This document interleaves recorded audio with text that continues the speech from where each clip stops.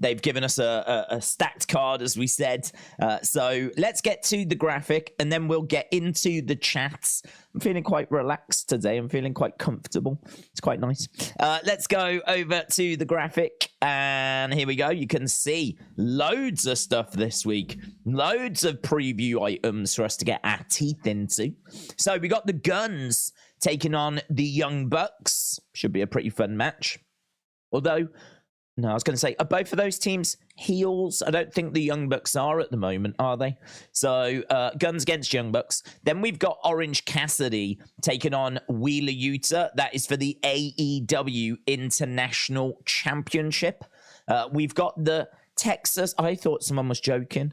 I really thought people were joking when they told me this.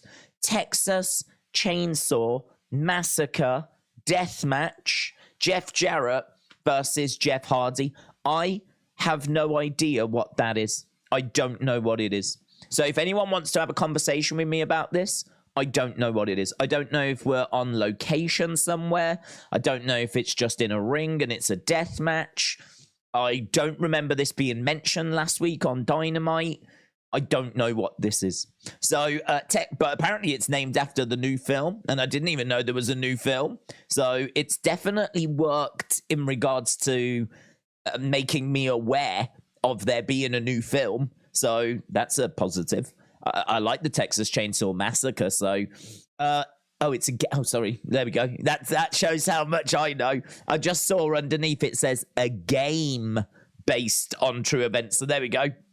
That shows how much I know. It's not a film. Take your jackets off. If any of you have gone running to the cinema, turn around.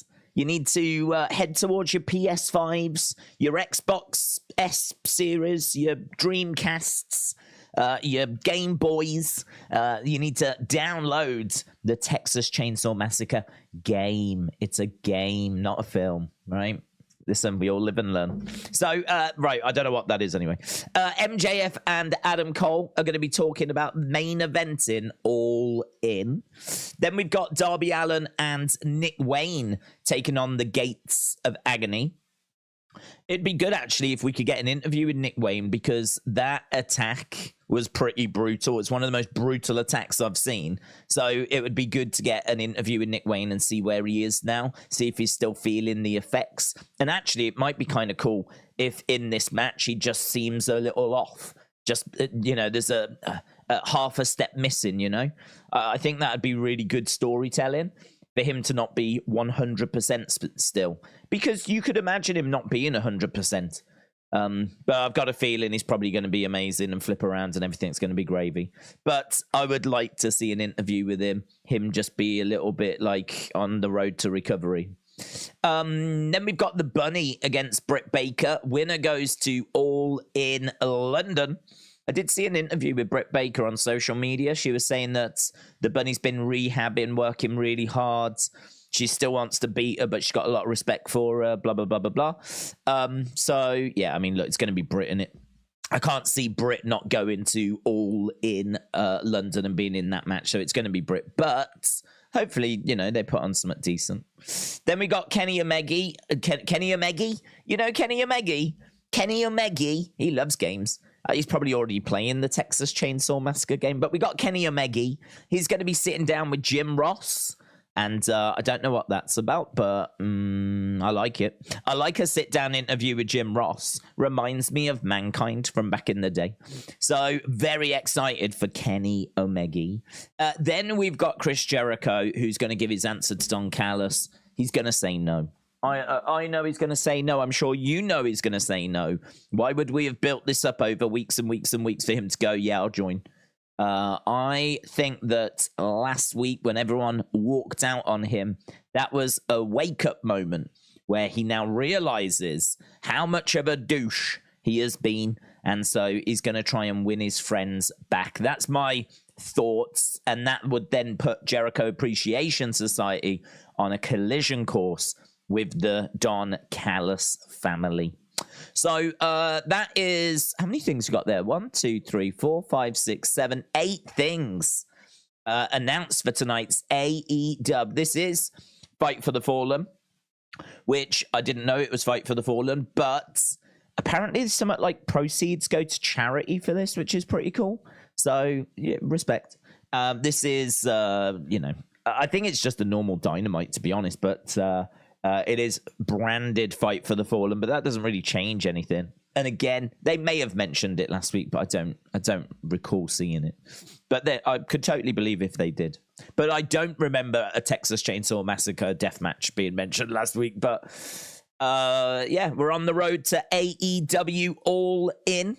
And obviously there's many thoughts on that. People have got thoughts, lots of thoughts. Everyone's got thoughts as to if the build is good, if the build is rubbish, is CM Punk's a douche.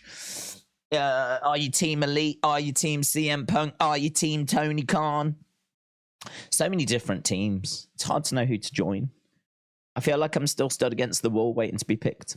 But let's get into the chat, see what people are saying, see what the word on the street is. Aseeb said, do you see Edge retiring on Friday? How do you see that match playing out? We spoke about Edge the other day, and we were saying that there is definitely a chance.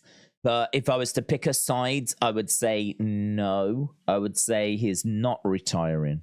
The reason why is because and it's only one thing actually, if he was retiring and he knew it, I think he would say it, because what a great way to bump ratings. You know, you can bump ratings by having it be advertised as Edge's final match. Edge says goodbye. Edge retires. Edge calls it quits.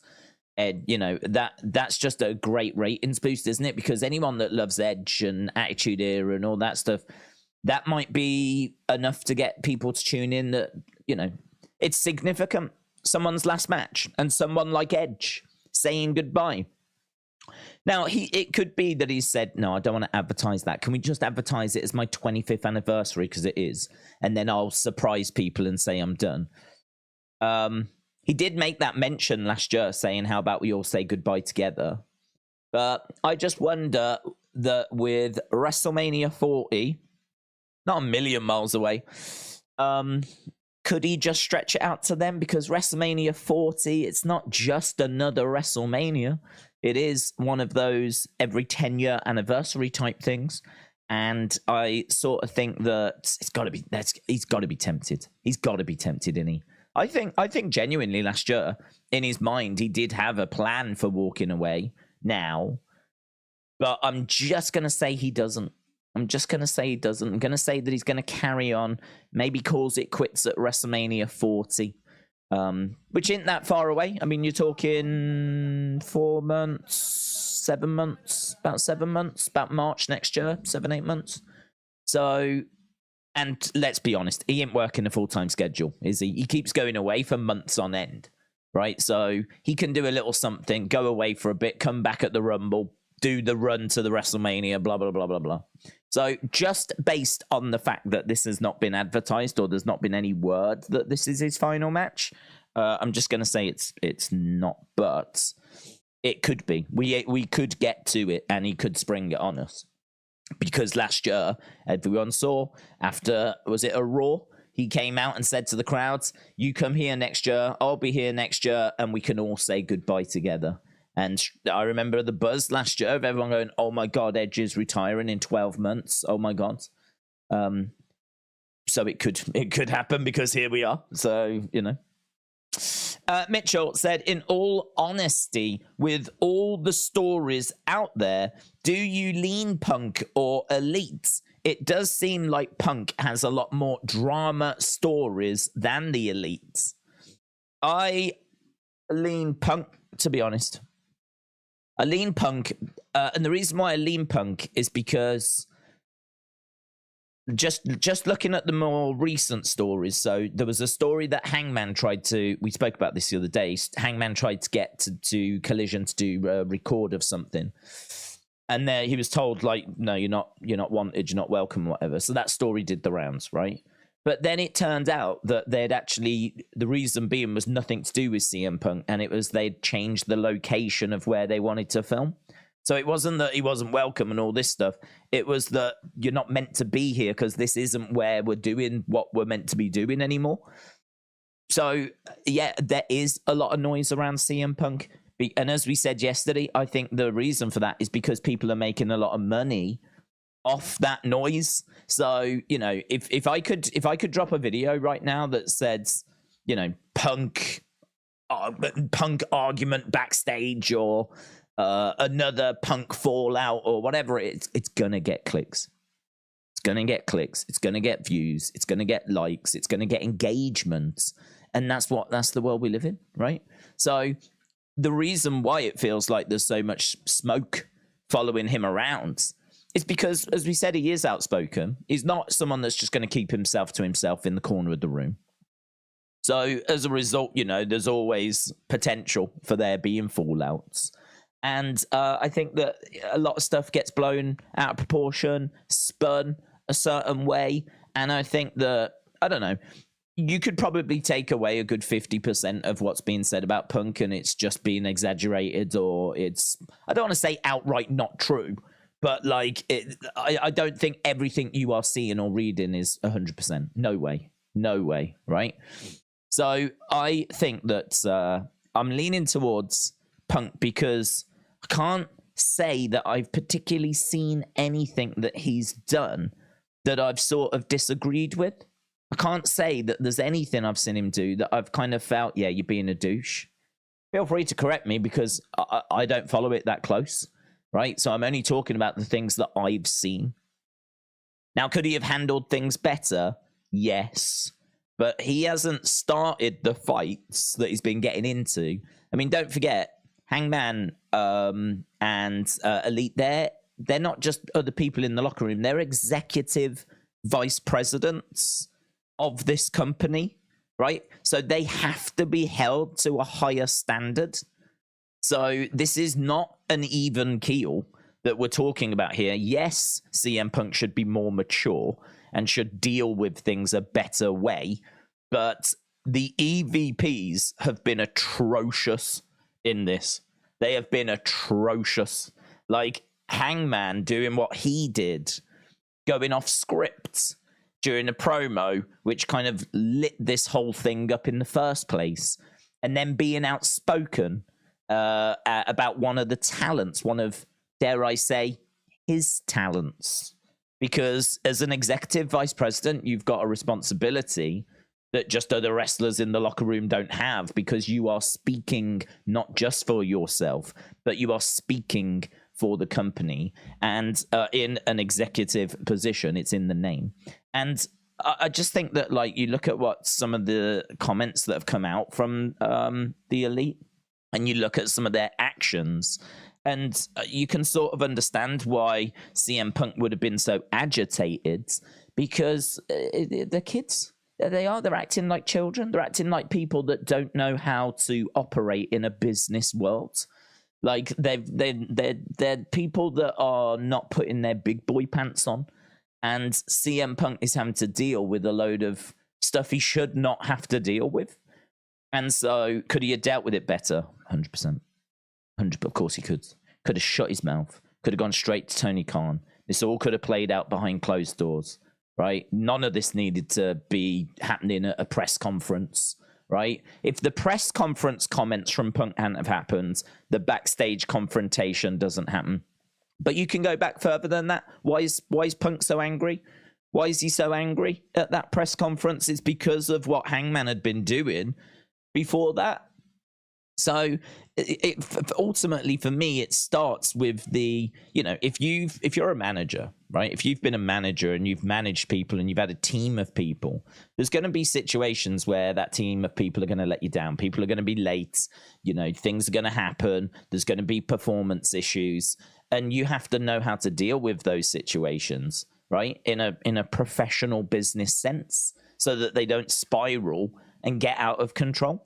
And all Hangman and the Elite seem to have done is allowed for those situations to get out of control. The one thing I will say is someone like CM Punk is someone that can spiral things out of control very easily, very quickly. This is not a CM Punk has taken no blame situation, right?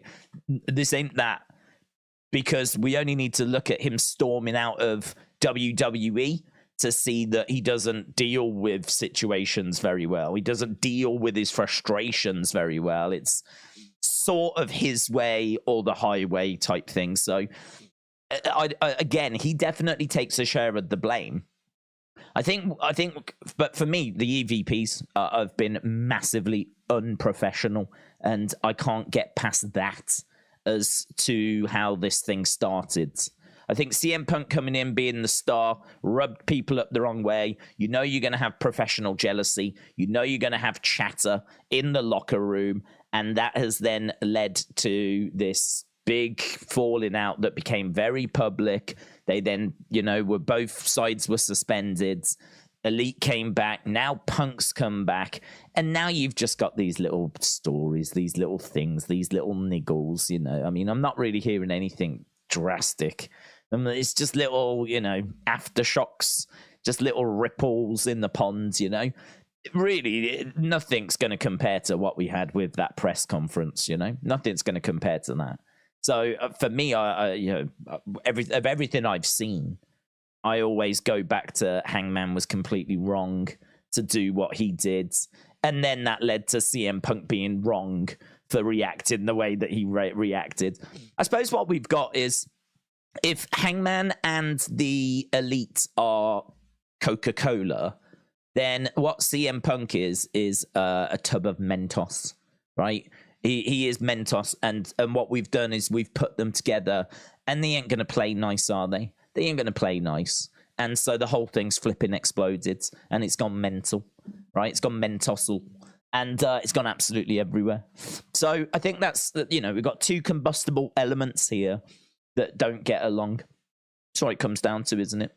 But I think this is what it comes back to for me, though. The one combustible element was in a position of power and had a responsibility for ensuring that a nuclear reaction did not occur, right? One of the sides was in a position of power, and one of the sides, one of their responsibilities would have been to have ensured the peace, kept the peace, kept everything settled, calm waters, all of that stuff. That was their responsibility, or one of their responsibilities. They failed in that responsibility.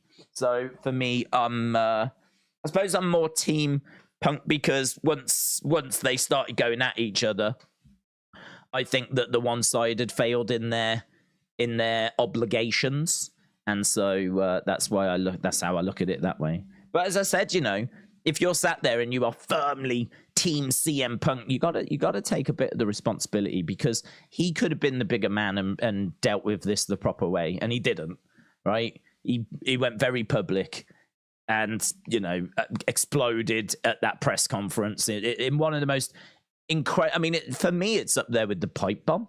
Like, as iconic as the pipe bomb is, I think that press conference, that AEW press conference, I think it's just as iconic. And I'm not just saying that. I genuinely do. I think I maybe can't go quite as far to say more iconic, but I really want to say more iconic. Maybe because it's more recent, but the one was scripted and it had a great impact. The other one was not scripted and had a massive impact with big fallouts, and we're still feeling the aftershocks of it, like over 12 months later. So I think that both of those moments are absolutely iconic, absolutely massive. Both are talking points in the history of wrestling. And honestly, maybe that press conference even more so. But I don't know how comfortable I feel saying that. Godfather's Ho said, Days, I'm torching that Texas Massacre Mary Jane. Why is Tony not giving the fans the matches they want at All In? Got a feeling this event is not going to be all that. All in, all out, all shake it, all about, all that. Right, let's go. All creatures, great and small. I can't say that he's not. I mean, I've got a feeling main event's not going to be all that. RIP AEW after the Texas mass match, says Godfather. So I think I have seen this, and I have seen people saying this, that we're not getting the matches that we want. But I don't know what matches people want.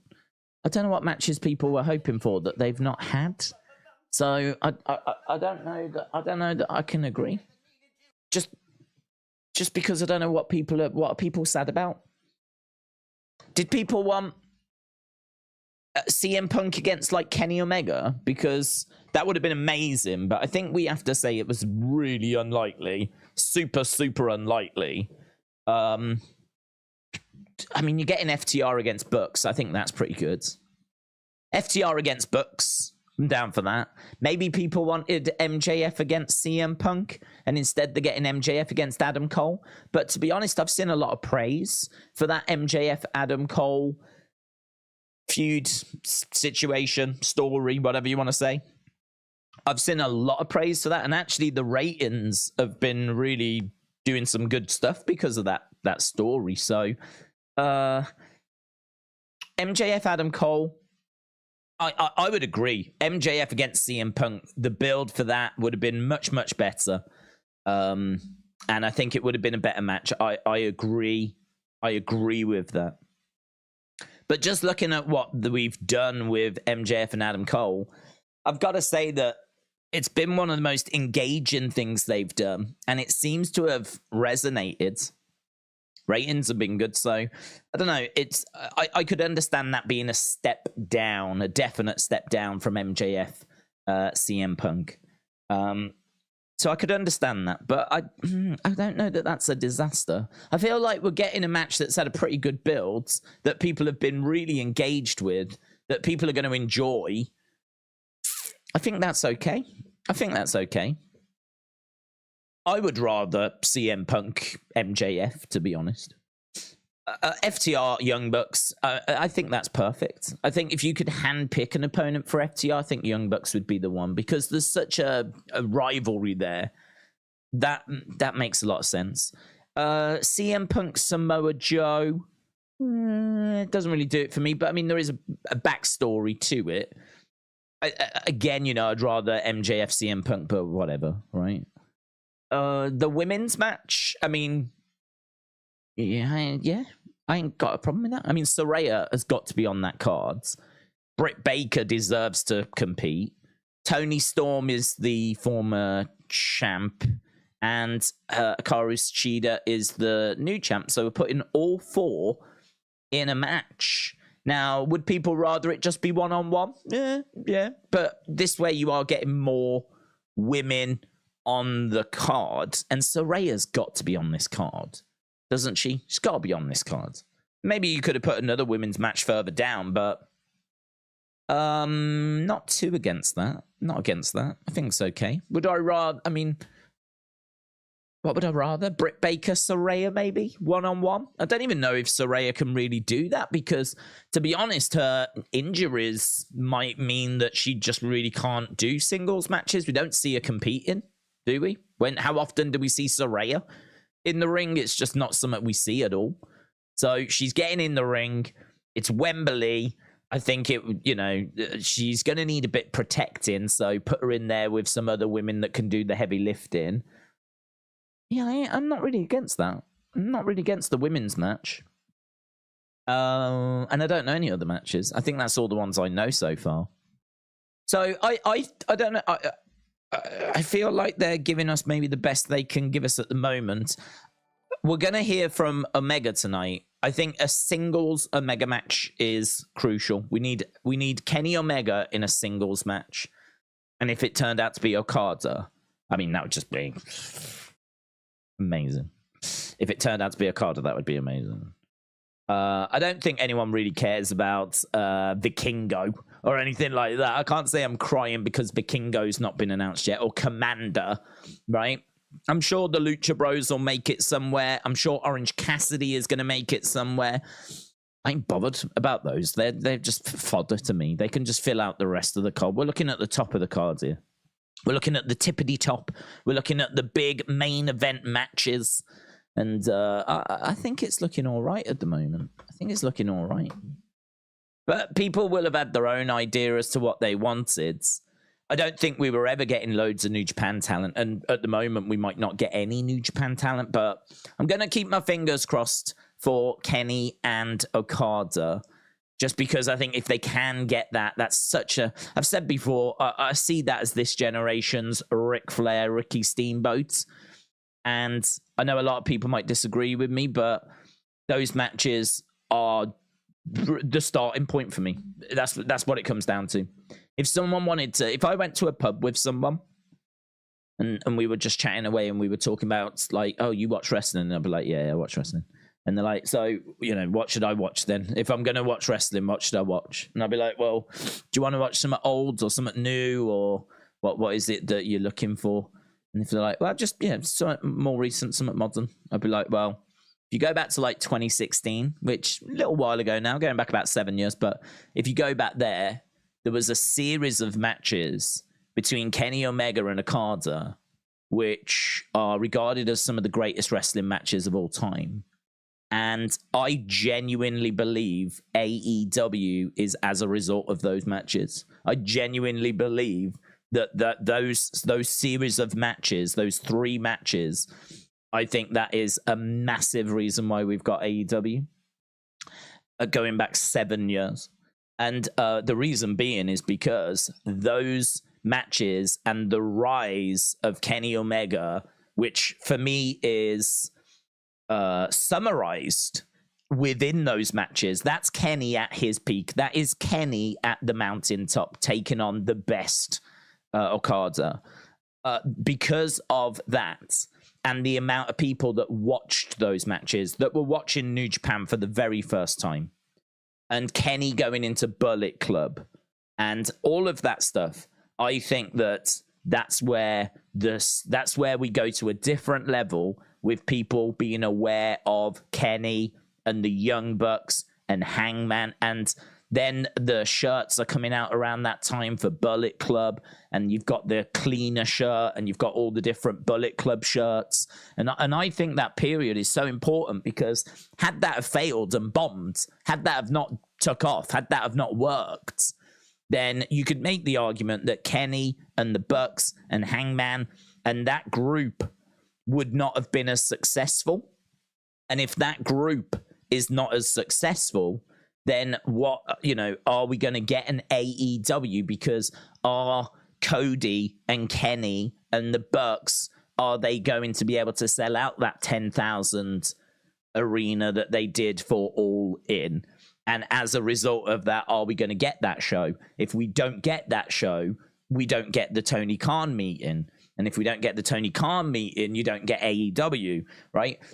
Tony Khan, the reason why he started AEW is because he wanted his own wrestling promotion, but he could see that there was this group of talent that was out there that was not WWE affiliated, that he could build a company around, All Elite Wrestling.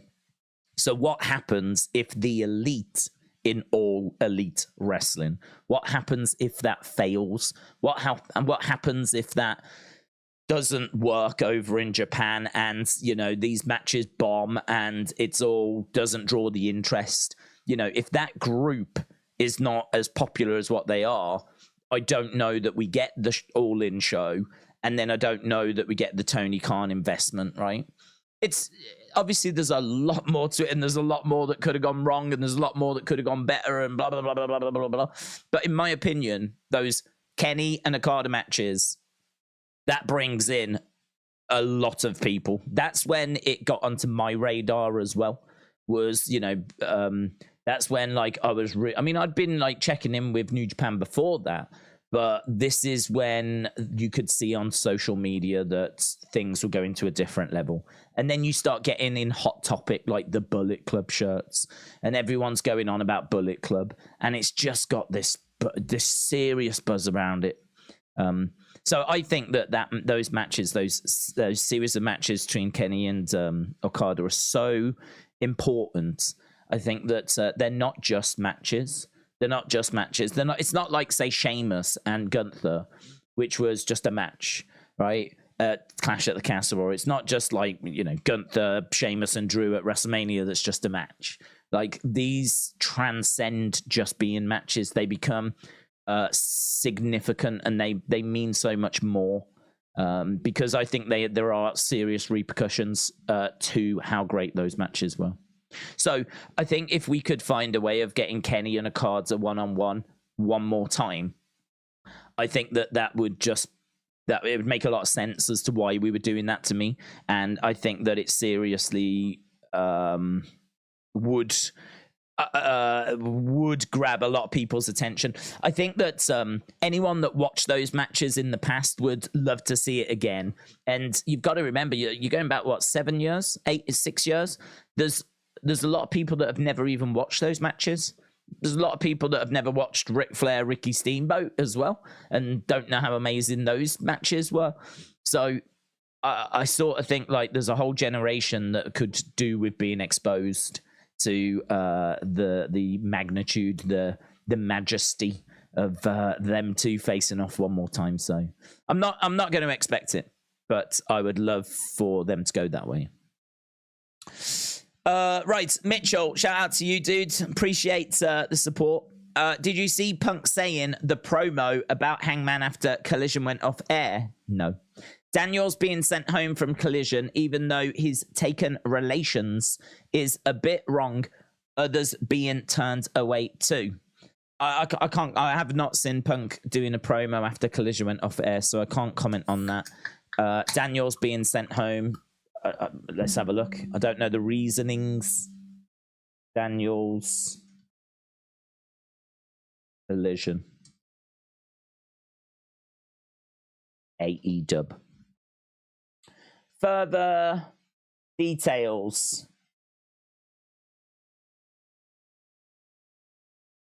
Details have emerged this week as to how AEW Collision operates on a Saturday night, with details of expectations, etiquette, and who is and isn't preferred to be working at the shows. A report has emerged stating that CM Punk has potentially blocked several AEW roster members and backstage officials from working Collision, with the likes of Nick Namath, Matt Hardy, and Christopher Daniels, believed to have been sent home outright, refused the opportunity to work the shows. With Daniels, AEW Manager of Talent Relations, a report from PW Insider states that Punk has allegedly barred Daniels from working backstage at Collision, in part due to his role in the infamous backstage fights. The report states that Punk has put his foot down and refuses to let Daniels at the show, with Punk feeling that Daniels took the Elite's side during the fight in September. The fact that Ace Steel isn't allowed at Collision to produce Punk segments in particular has seemingly reinforced Punk's stance. Many believe this is a situation AEW will need to rectify in some manner going forwards, due to the importance of Daniels' role within the promotion.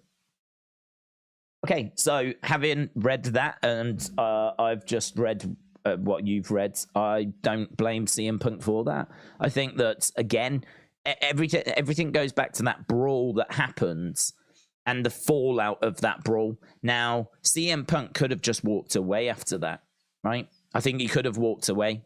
Because, again, all of these repercussions are repercussions because of the big falling out that happened that the Elite should have ensured did not happen. Keeps coming back to that exact same thing for me. So the Elite were the ones that should have ensured that we stayed in calm waters. They should have bitten their lips, right? They should have dealt with this in meeting rooms and dealt with it like properly through the proper channels, not gone like let's do it as like, you know, one of the boys in the locker room, let's go and see him barge down the door or whatever happened. So CM Punk, right, that fallout happens, and so CM Punk, I would imagine, is like, I'm done, I'm gone, yeah, I ain't having my dog get smashed up, and I ain't been speaking to. Could you imagine CM Punk being spoken to like the way I'm sure he was spoken to? Like, CM Punk's a proud man. I could imagine him walking away. Problem is, Oh, AEW. Problem is, they sort of need CM Punk, don't they?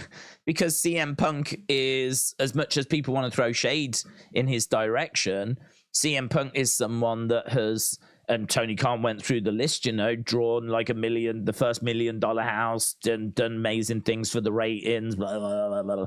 I would imagine that CM Punk sat down with Tony Khan and said, well, yeah, I'll come back. Right, I'll come back and I'll spearhead Collision, but here's my list of demands. Here's what I will do, and here's what I won't do. So if that is what has happened, where Tony Khan is the one that's having to deal with the mess that the Elite have put him in, and the mess that CM Punk has put him in, but Tony Khan has now had to, you know, put yourself in Tony's shoes. So you sit down with CM Punk. You sit down with CM Punk and say, I need you to come back because we've got a new Saturday show and I want you to spearhead it. And CM Punk turn around and go, okay, I'll come back. I want this amount of money and I want these guarantees, right? Here's a list of names that I don't want anywhere near me because I hold them responsible for what happened last time. If Tony Khan turns around and goes, okay, yep. You know, Tony Khan's over a barrel, isn't he? He's over a barrel. I mean, all of this is as a repercussion of that brawl. All of this is as a repercussion of the brawl. If the brawl doesn't happen, if the Elite don't do what they did and go storming into his changing room like flipping idiots, we don't get any of this drama.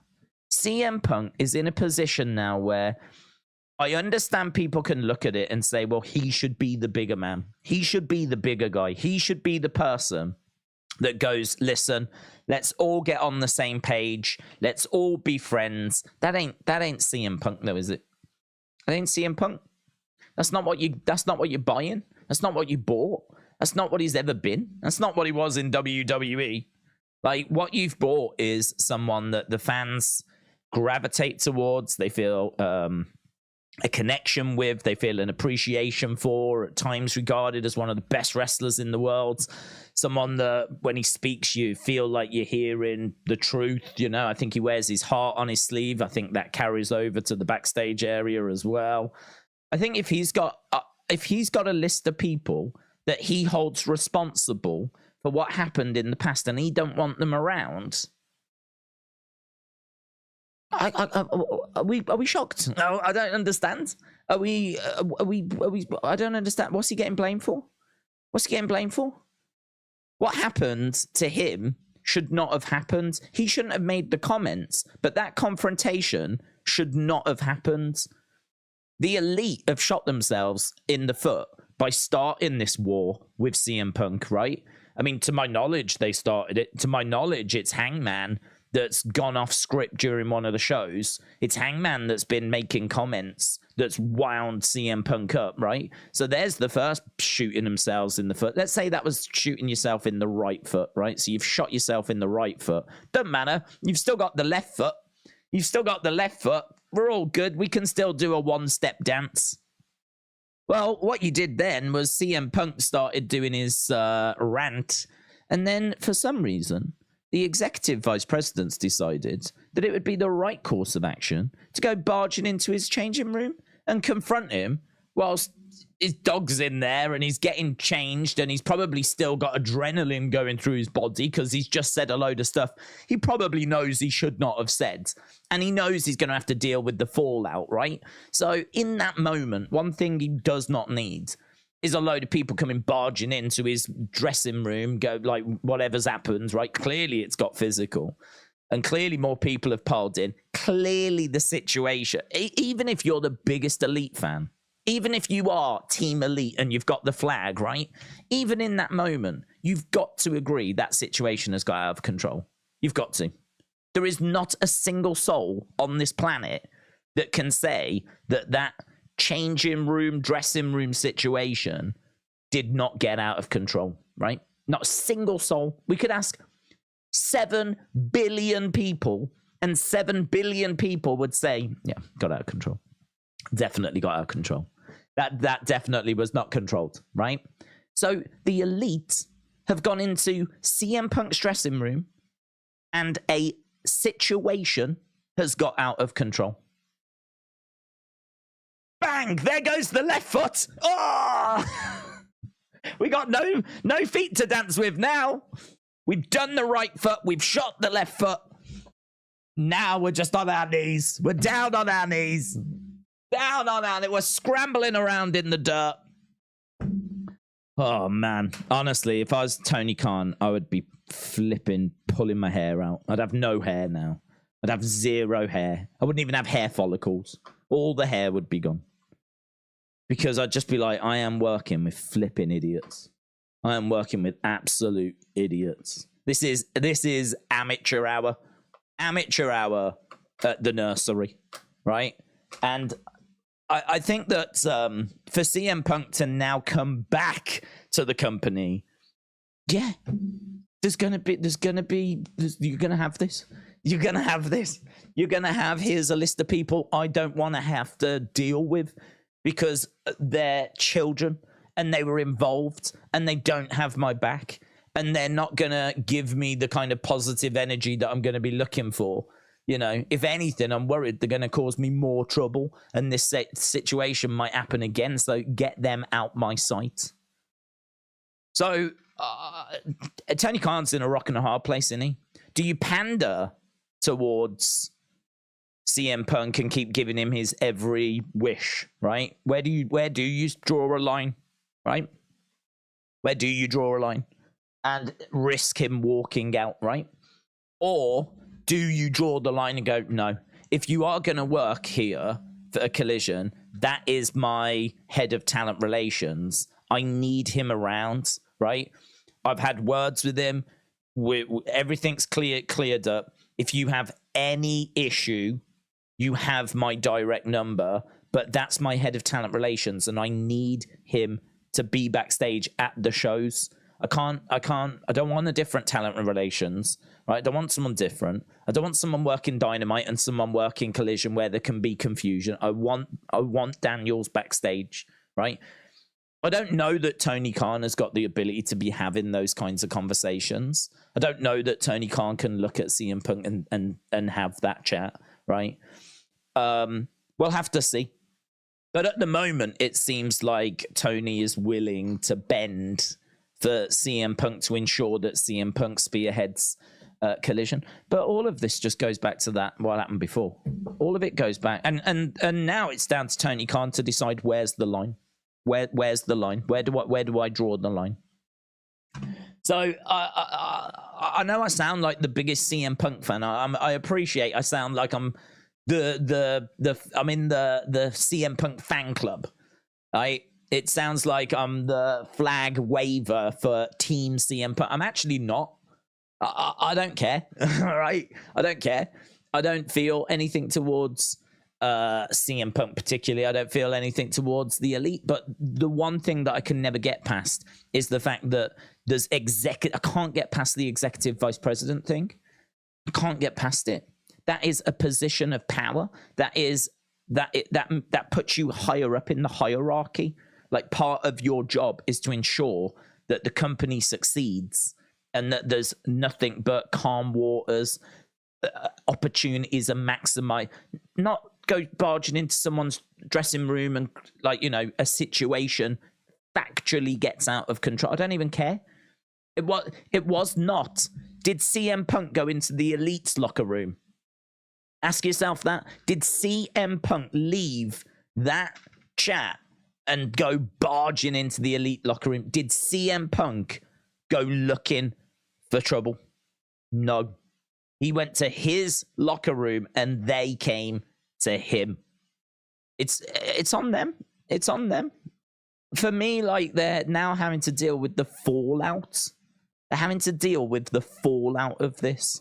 Well, Tony is having to deal with the fallout. I think that I've got time for Kenny. I think Kenny has always struck me as being someone that's a little bit more, don't want to say hot, he's not hot-headed. I think he's a bit more calculated. I could be wrong, but I think that just listening to a few of the interviews with him, I think he is someone that wants to try and do the right thing. I think he is someone that wants to like, you know, try and bring the temperature down. I just get the sense he wants to bring the temperature down. I don't know about Hangman. I don't know if Hangman wants to bring the temperature. I know that Punk doesn't. Punk is not interested in bringing temperatures down. Punk is just, don't bring any temperature anywhere near me. If you bring any heat towards me, I'll match it. I'll go hotter, right? You bring a little lighter to me. You bring a bit of heat. I'll bring the flipping sun, right? I've got the sun. Don't you go bring in heat with me, because I'll match that heat. Oh, I'll match that heat. So you don't want to be doing that around CM Punk, like, do you know what I mean? I'd imagine around CM Punk, you'd have to be like proper walking on eggshells. Are you all right, Mr. Punk? Everything okay, Mr. Punk? And they ain't going to do that, are they? The Elite aren't going to do that because they still see themselves as being part of the boys. So they ain't going to be like, you know, pandering. They ain't going to go into pandering modes. This is why active wrestlers probably don't make the best executive vice presidents, do they? Do they? No, they don't. So actually, in a way, this is Tony's fault. In a way, this is his own fault, because he did that when AEW started. Flipping idiot. But perhaps he felt he had to do that in order to secure them. So not only should we start the company, but you can be executive vice presidents. And perhaps he thought that would sweeten the pot, sweeten the deal. And that would then get them on board, and then he could have his own wrestling company. And then lo and behold, a few years later, that decision comes and bites him in the backside. It's honestly, this is why we're spending so long on it, because I obviously don't read all the ins and outs. I didn't know about that Christopher Daniels thing, but it's I find it a very interesting conversation. It's a conversation that never goes away. Here we are a year later still talking about it, because there's still repercussions being felt from it. So I'd say it's the most interesting thing that's ever happened in AEW ever. Well, without doubt. Nothing even close. Nothing even remotely close to I might even go as far as to say it's the most interesting thing that's happened in wrestling in recent years. I don't even know if WWE have churned out anything as tasty. Even the Bloodline story pales into insignificance compared to the backstage drama at AEW and CM Punk and the Elite and the fallouts and all that stuff. So yeah, it's a wild ride. Alfie said, I love seeing milestones. How are you? Alfie, shout out to you. I'm good, buds. Hope you're well. I'm good. What's the milestone? Milestone of maybe 5 months. I appreciate the support, dudes. I appreciate the support. I hope you're well. Good to see you around. LA Dort Knight says, I'm going to be the computer geek who has been in a coma for 20 years and was a whiz at Windows 98, but still thinks we can take down terrorists with floppy disks. Lance, shout out to you. William said, making everyone EVPs does not foster respect and lessens the effectiveness of EVP productivity. Greggy said, did you hear of the Vince drunk strip club story Brett talked about? Is that the one where he took the finishing moves? I think that's the only Vince story I remember that would involve Brett. I don't know if I know that was in a strip club. There was one where Vince took a doomsday device from LOD and they did it really soft. And so, like, Brett said to Anvil, like, oh, man, if we did that, we wouldn't go soft. And then Heart Foundation got the opportunity. Someone then told Vince, like, oh, dude, take the Heart Foundation move. And so he ended up doing that, and they absolutely walloped him. Apparently he took it like a champ, though. But yeah, there's a story where he did take some people's finishing moves. Carl said, Hangman is not and has never been an EVP. He wasn't in a position of power than Punk. Well, what my response to that would be that he is an integral part of the Elite, And for him, I mean, he's very closely associated with Young Bucks and Kenny Omega and all of that situation. So I would say that him speaking out is still someone that is different to the rest of the roster. Like, he, even if he's not an EVP, has got a responsibility because he's in the Elite and he's connected with that group. He was still there at the birth of this company, right? So he's still there at the very beginning of this. Like, when they're looking at their phones, because you strike me as a big fan. So when they're looking at the reveal outside the Tokyo Dome and it's got Double or Nothing and AEW on and all of that stuff, he's part of that. He's in that group. He's an integral part of the Elite, right? So we can try and spin it and say that he's not an EVP and all this kind of stuff, but he is still different to the rest of the locker room, right? This isn't flipping Butcher, is it? This isn't the Blades. This isn't flipping Powerhouse Hobbs. I mean, let's be realistic, right? This isn't just someone that's flipping Gravity, is it? It's someone that was there at the very beginning that is heavily connected. It is in the Elite and carries, like, you know, should have a desire to make sure that the waters are kept calm. So the fact that Kenny and the Bucks and the other EVPs were not able to minimize that damage. I mean, if you wanna say then, right, if you want to go down your school of thought and say that what Hangman said was acceptable because he's not an EVP, so he's allowed to say what he wants, right? He doesn't have a responsibility. I would argue he kind of does because of him being in the Elite, but whatever, let's go down this road. So, right, he says what he says. CM Punk finds out about it. We get the big fallout, right? We get the big thing. Why did the Elite go into his locker room? Why did the Elite go into his dressing room? Why did we get that fallout? Because they're EVPs. So why did we get that fallout? Why did they go in the dressing room? You can say they went in to try and calm it down. Did they succeed? Did they succeed? Did they calm the situation down? It didn't, did they? The whole thing got massively out of control. Massively out of control. And look at all the shizzle that we've had to deal with since. Like, it has been just suspensions and drama. The ratings have died. I mean, don't forget, last year, like around that time, we were seeing like 1 million and we were really knocking on the door of 1 million. As soon as like the Elite were suspended and as soon as CM Punk was out of the way, the ratings settled down to that kind of 850,000 mark, and it's just flatlined. Like, the show quality flatlines, the ratings flatlines.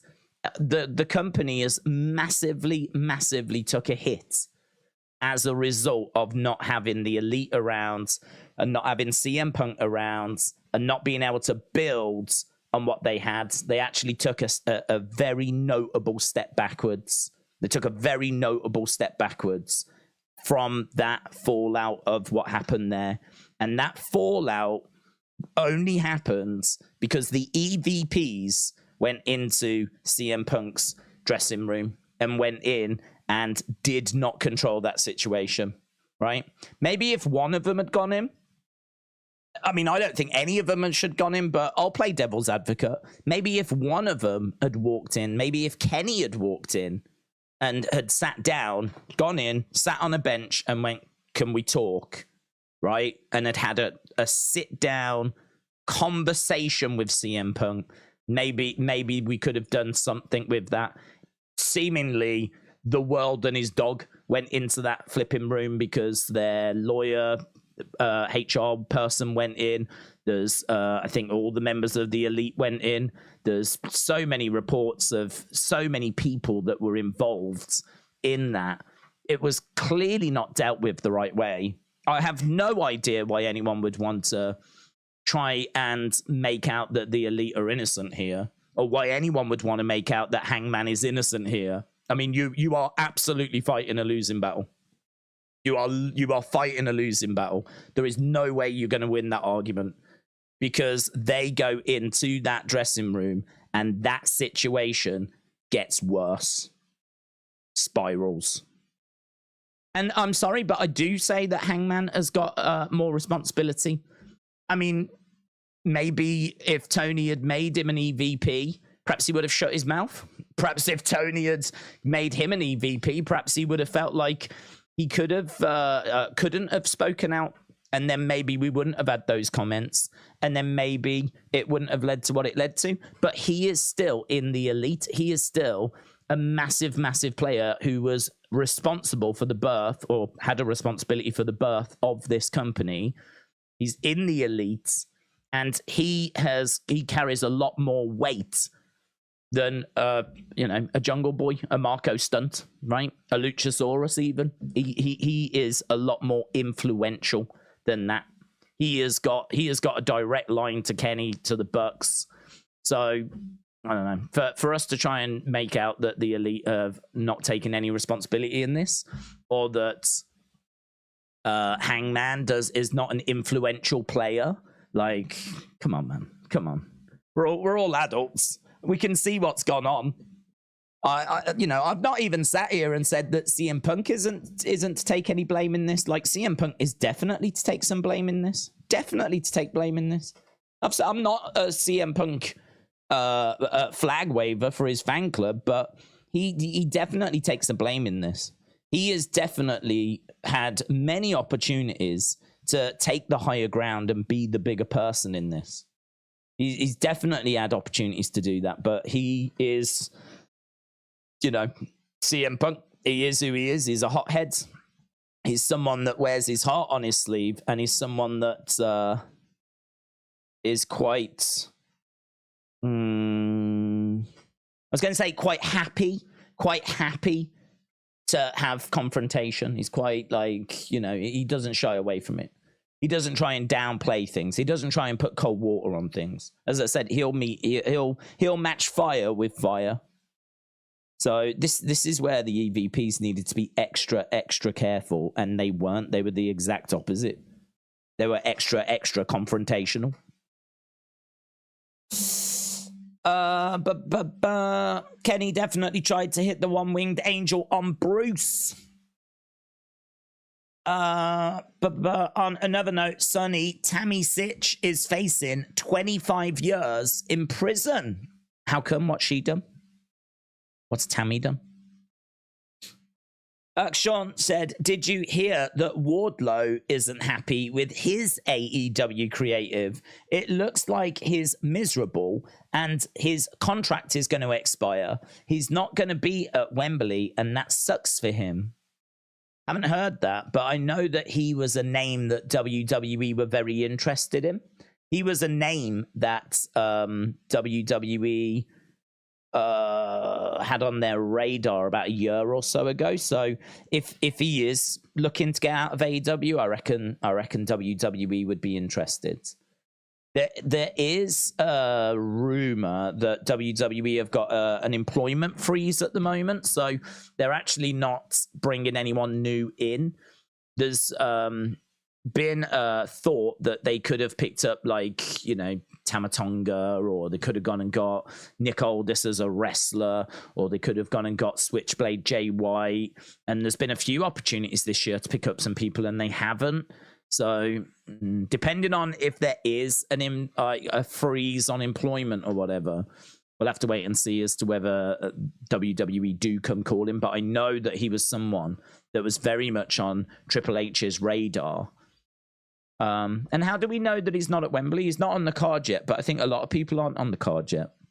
I would imagine he'll still find his way on that card. I'd be shocked if Wardlow doesn't make it onto that card. Mainly because I think they'll probably do a Battle Royal, and I think he'll be in that Battle Royal. Kojiko said, not a fun fact. I have learned that a former friend of mine has been arrested for owning CSAI. RIP to that friendship. What's CSAI? I don't even know what that is. What is that, Kojiko? I might have some. Right, there is a, that sign's there every week, that milk carton that's got Danhausen on the side of it. Where is this man? Right, Dynamite starting, and it is starting with Orange Cassidy.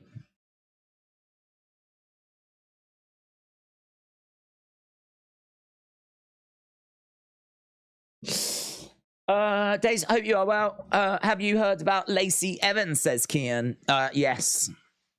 I don't know that there's been any announcement, though, but I saw about 6 hours ago that WWE had moved her to the alumni section, which is interesting.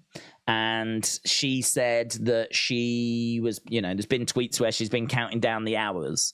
I think she's going to look to do OnlyFans. She put a picture, well, she didn't put a picture. I went onto her Twitter to see if she had put a statement out. And she said there was a message, and it said something like, "This is the first picture for my OF," or something like that, OnlyFans. But the image had been removed. The person that posted it had removed it as well. So I don't know what that was. I don't know if she put it up and then changed her mind, or if she was putting it out as a joke that didn't quite land, or I'm not sure. But yeah, I could see her going into OnlyFans. She does a lot of that content on her Instagram.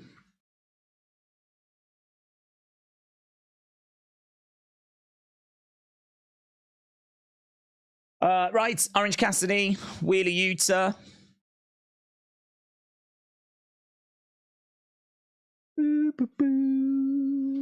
OnlyFans time for Lacey. Go in for the lowest hanging fruit.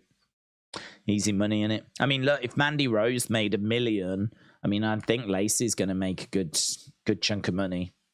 I think there's a lot of people that's, I don't know, Lacey's an interesting one. I don't know if people really simped over Lacey. I mean, you would see a lot of people simping over Mandy on social media. I don't know if they ever really simped over Lacey. But she'll still make a lot of money. She killed someone whilst drink driving. Oh, what, Sunny? Right, here we go. That's awful. She deserves whatever she gets. Her fall from grace has been staggering, hasn't it? Her fall from grace has been mind-blowing.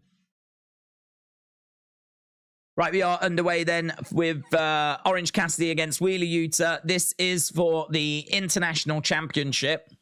It is Fight for the Fallen. Looks like money raised is going to a food bank. There's a advert on the back for Texas Chainsaw. There we go. Maui Food Bank.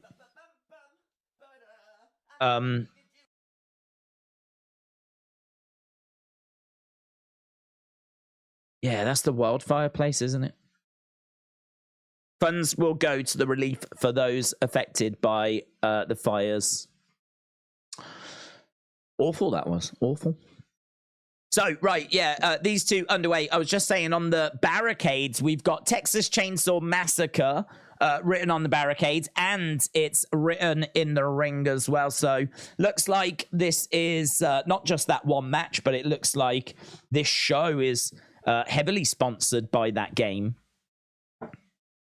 With even on the ring apron adverts. I mean, do you know what? That is stunning, isn't it, when you think about it? How WWE, who love money, it's their blood.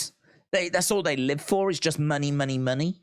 But one thing they have not done is like put sponsorships on the ring, like the way that AEW have done here, or the way that you see in UFC. It's kind of stunning that they've not done that. I'm sure it's been discussed, and actually I've heard that it's a real no-no for Vince. Vince wants a nice, clean canvas. It's after each match as well, I believe they remove the canvas, and they have a clean canvas underneath. for pay-per-views, not for Raws and SmackDowns, but for pay-per-views. They cut off one of the layers, take it away, and then you've got another clean one underneath. He's got a real thing about clean canvas. I think that's probably what you... that's the multiple in it. A group of canvases is a canvas. He's got a real thing for that. So, yes, we do have some sponsorships in the ring for AEW. Let's go. OC said, Heather, I am actually mad that Collision has a better cards. Darby Allin against Christian Cage. Suplex by Orange Cassidy to Wheeler Yuta on the outside of the ring. Referee is coming over. Is he counting? Is he counting?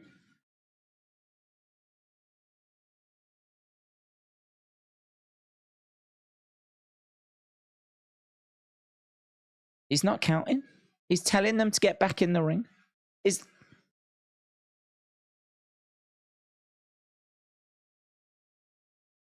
Orange Cassidy on the entrance ramp. Pile driver by Wheeler Yuta.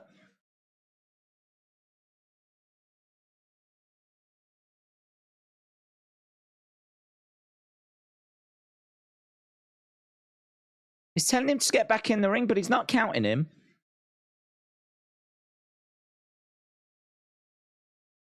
Kick there by Wheeler Yuta. And again, as Orange Cassidy rolls down the entrance ramp. I just saw that game's out on the 18th. What day is it? Oh, tomorrow. It's out tomorrow? Well, Friday. Wheeler Yuta with a kick to the side of the heads. Has there been some reviews for that game? I like Texas Chainsaw Massacre. Reviews. They're back in the ring too. Shoulder up. Texas Chainsaw Massacre video game. GameSpot have given it 9 out of 10. IGN said 6. Open Critic, don't know who that is. They gave it 79%. I'm looking at the review right now. Looks kind of cool, man. Oh, 6. Okay. I'll show you some of these screenshots. We're back in the ring, by the way. Back in the ring. There's here you go, Grandpa. This is the kind of thing you're going to be getting. Oh, that's a good shot, isn't it? There you go. Look at that. You could be playing with that. Yeah, take that. Take your medicine, old man. Take your medicine. Ah!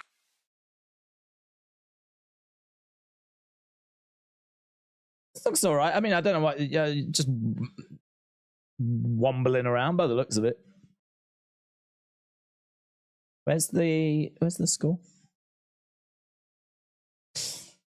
Oh, there it is. There we go. 6. It's okay. Doesn't really give any more than that.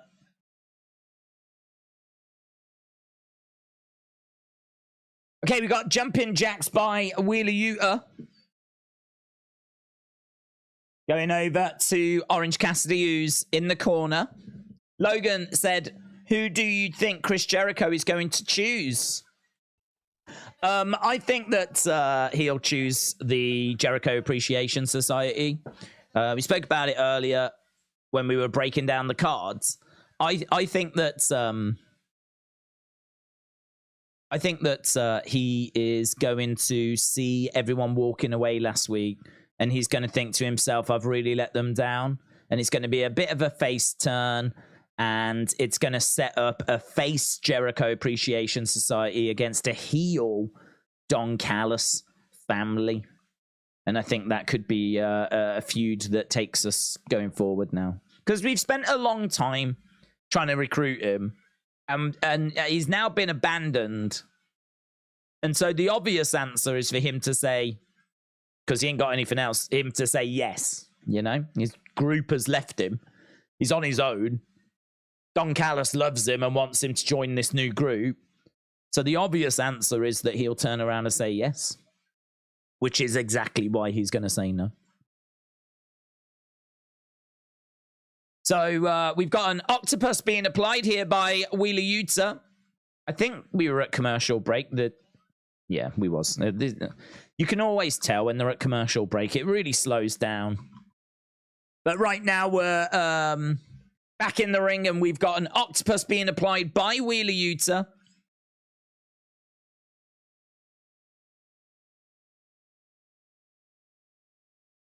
Down goes Orange Cassidy. Stomped there by Wheeler Yuta. Do you think Red Dead Redemption Remake will be out in November 17th? I'm afraid you've got me confused with IGN. IGN days. Do you think Tony Khan consistency has weak builds to pay-per-views despite having more gaps in between each one to work with? I think that his builds could be stronger. I mean, but you could say that about really anything, couldn't you? I think you say that about WWE. So, like, I think the builds could be stronger, yes. I think if you look at what he's done with Adam Cole and MJF, however you might feel about the story, you might love it, you might not be feeling it, whatever. I think you can say that he's really told a story and committed to something. We've had off-site shoots and, you know, big matches and... You know, they've teamed together and it's been an unlikely friendship. And I'd say it has shown positively in the ratings. Looking for a superplex here. So I think in regards to that, we've looked good. I think in regards to FTR Young Bucks, that didn't need much of a build. I can't comment on CM Punk Samoa Joe because I don't watch Collision. And the women's match... I don't know. We got a shock title change there, didn't we? We got a shock title change. Hikaru Shida was the new champ. And so Shida and Tony Storm, that makes sense. Adding in Saraya makes sense. And you got to get Britt Baker on that show, haven't you? So, yeah, I don't know. You could say that the builds could be stronger. I don't think they're an epic fail. I think the MJF Adam Cole is a dub, to be honest. I'm not a fan of that build. I'm not a fan. Well, I am a fan of them fighting, but I don't think the way we've gone about it has been brilliant. But he has committed to it. He's committed to it. He's given it time. It's been a story that's played out over weeks and months. It's done well in the ratings. Plenty of people have enjoyed it. I don't know. There's a lot there that you go, yeah, fair play. So I think that's a good sign for the future. But yeah, the build could be better. The build could always be better. Tornado DDT by Orange Cassidy. What I will say though is the notion that they've got more time to play with. I'm not sure that's quite true because they are always building to something. Like, they always have like a special Dynamite, or they always have something that they're trying to build towards. Like, it doesn't feel like it did with WWE. So WWE back in the day, they only had 4 pay-per-views. And so you had a long period in between the shows where you wasn't really building to anything. You were just telling a few stories and just kind of getting to the next pay-per-view, really.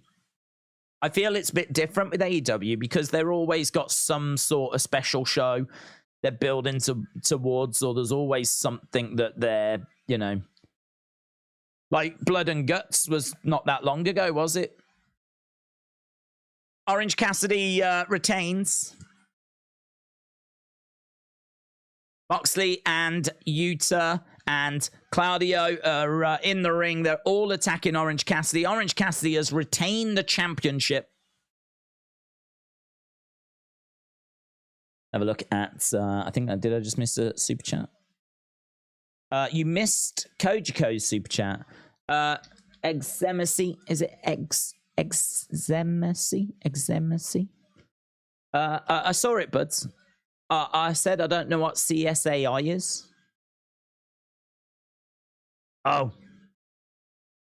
You're right, I did miss it. And I missed it again. It was one that was just underneath. CSAI, child sexual abuse images. I've never heard. I mean, it's probably a good thing that I've never heard of CSAI, child sexual abuse imagery. So you learned that a former friend. Here's Lucha Bros. Everyone, big brawl. Big brawl.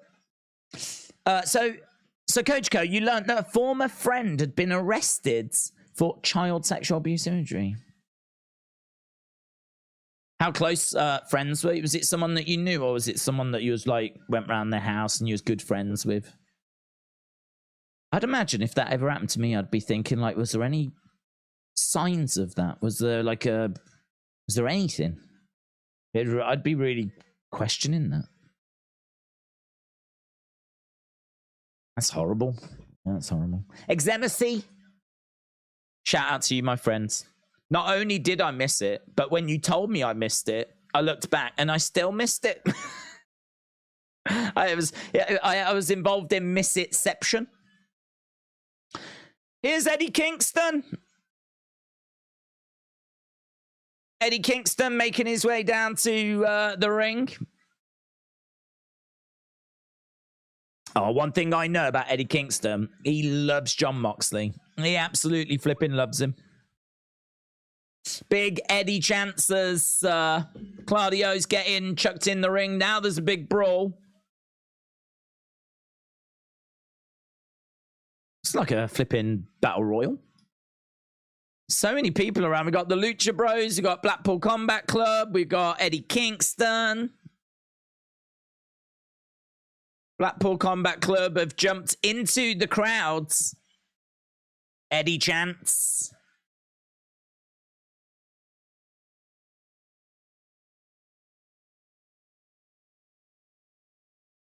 Turn this on. It is on, Eddie. It is on. It's on, Eddie. Guess what? What? Wembley. Wembley. All in.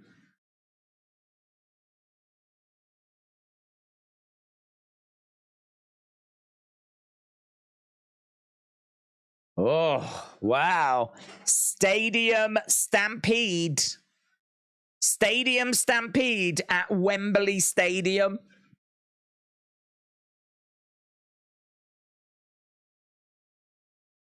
Stadium Stampede at Wembley. That's going to be mental, isn't it? That's going to be mental. Wrestlers fighting all over the stadium in a Stadium Stampede match. That'll look good. That'll look really good.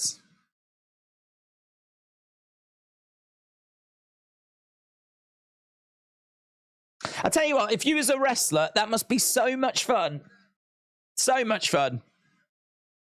You're going to be just fighting anywhere you want in Wembley. Oh, God, I'd be going everywhere. I'd be going to the changing rooms. I'd be like, oh, this is where England change. I'd be going to where they keep the trophies. I'd be having a good look around there. I mean, it's pretty empty, to be honest. England have only won one World Cup from 1966, so, I mean, there ain't really much in it. But, you know, I'd be having a good look around. I don't recommend really leaving the stadium. Wembley's not the nicest of areas. But, yeah. Wonder where else you could go. Oh, here's Kenny and JR.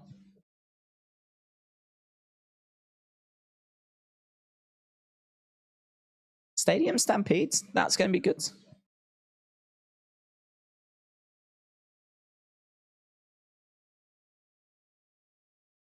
Uncle Dom was a friend of my real uncle. They're in Daly's place, are they?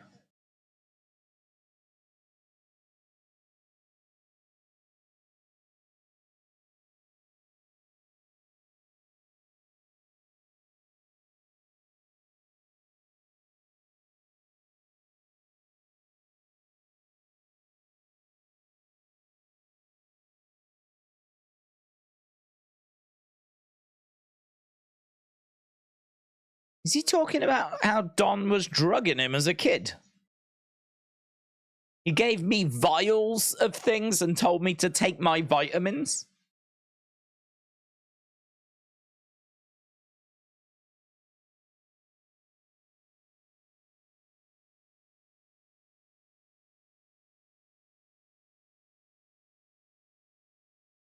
You can choose your friends, but you can't choose your family, and he's still my uncle.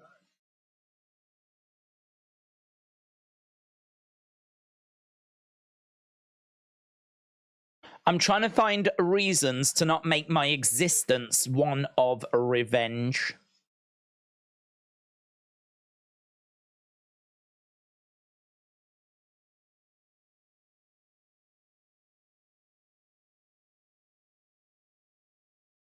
I'm finding this Kenny Omega interview insightful and interesting, but I'm not a big fan of his delivery.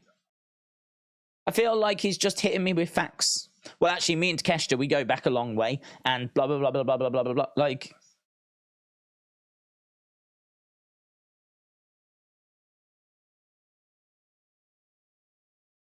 just don't feel like there's much emotion here. I just feel like I'm being told a load of stuff.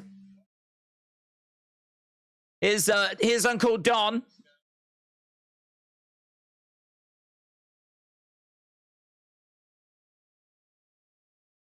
He's got so many insecurities, you might need a 3-hour special. It's kind of cool seeing Daly's... Oh, he's been attacked now. He's been attacked. Is that Daly's place? It looks kind of cool, doesn't it? Well, with no one there. Yeah, it is. I've never seen it like that, where there's just no one around.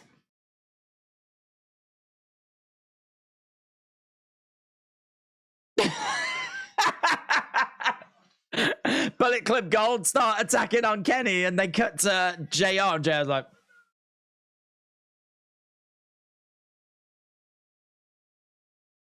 I mean, he's in fairness, he's just a helpless old man, isn't he? What if he started messing up Bullet Club Gold? Go on, JR. Go on, JR.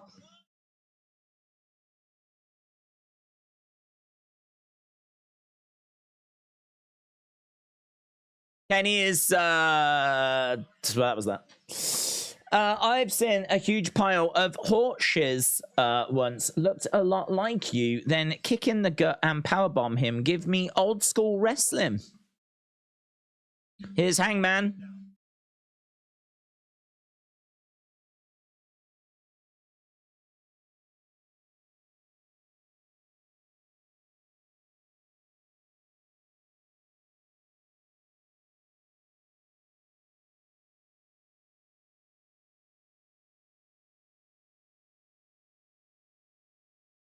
I'm outside of a hospital, are you?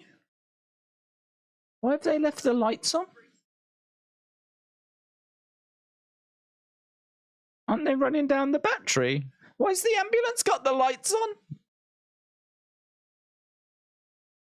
He said, I know I'm outside a hospital. Are you? You look like you're backstage. With an ambulance with some lights on.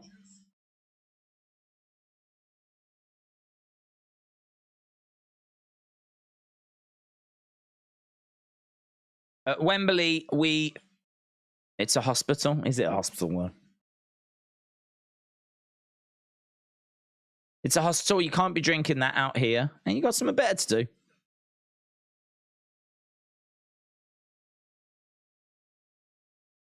That dude's top said event medic or something on it. It definitely had the word event.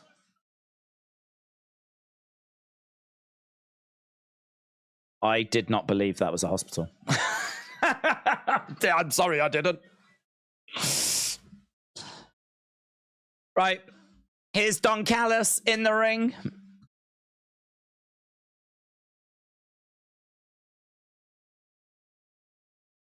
Don Callis introducing Chris Jericho. Probably a pre-tape from Greensboro, said to Heel. I mean, they could have gone to a hospital. I mean, I'd imagine there's one probably not too far away. They could have just jumped out the car and just filmed in front of a hospital. A doctor came in and told me I will be going in surgery. My nerves just kicked in. Time to eat the edible my wife bought me. Justin, shout out to you. I know this is not relevant, but I watched an old video of Kane doing a Dudley's What's Up, and Taker's reaction is priceless. He even teased Kane after. I laughed my butt off. Jarrett said, are you going to play Assassin's Creed Mirage when it comes out? No, I'm not a gamer, but I don't have time for games. I did not buy AEW Fight Forever. I did not buy WWE 2K23. In fact, I don't even know if I bought a game this year. I don't think I have. I don't think I've even bought a game this year. Oh. Bought something on Steam. What did I buy on Steam? I bought something on Steam, but I can't even remember what it was. I bought something on Steam. Oh, I think it was Mortal Kombat 11. Mortal Kombat 11, because I got a notification that it had been reduced to like $3.99. So I was like, oh, well, why not? Why, I like Mortal Kombat. Well, I like I like the one that everyone knows. But I can't say I've played it for years and years and years. I'm sure it's amazing. I'm sure it's even better. For $3.99, I can't go wrong, can I? So I ended up buying that. But yeah, I won't be getting that Texas Chainsaw Massacre game. Although I do like the film. And I don't even know what else is coming out, to be honest. I don't know what games are out there. I did see a Sonic game when I did my last toy hunt. I was kind of interested in that. It was just a collection of old Sonics. I mean, I'm very retro. So, but yeah, no, Assassin's Creed, not on my radar. I need quick little simple things that I can play very quickly. You know, something on a phone or just something super quick. You know, something like Mortal Kombat would be ideal because just pick it up, have a few fights, and then you're done, aren't you, really? There probably is a game. The new Street Fighter's got a game in it. Like a proper, you actually go around the world doing stuff. How much is that now? I ain't got time to play it, but how much is that? Not only do you do like fights and stuff, but you go around a world and do missions with Street Fighter characters. That sounds sick to me. Street Fighter. Let's search for it. We are at commercial break. Street Fighter. Oh my god. $49.99. Ain't made of money. Street Fighter 6. 49. That's for the base copy.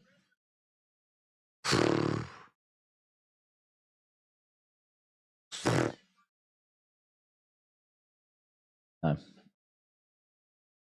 I'll wait for it to go down to $3.99. I'll pay $3.99. I ain't paying no more. Right, Jericho is in the ring. I know there's Bullet Club connection with Jay and Omega, but why are they fighting now? I genuinely, I don't know. I think it's because does Don Callis manage them? And so, obviously, Don's at issue with Omega, so, you know, he's getting them to fight. Is it that? It's probably that.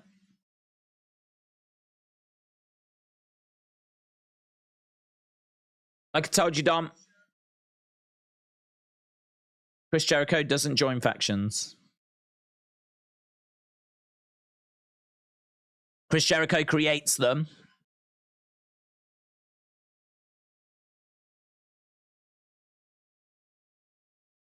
It's obvious.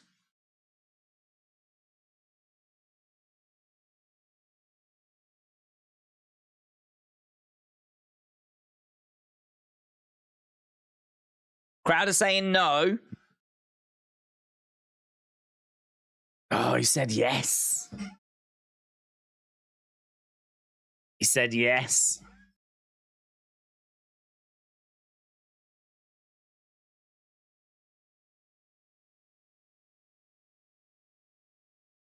It made me realize that I'm still not buying it. I'm still not buying it.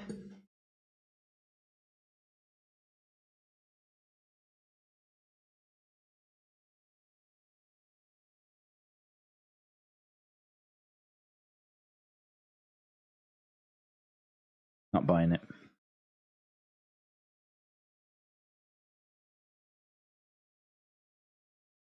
The answer is yes, but what's the question?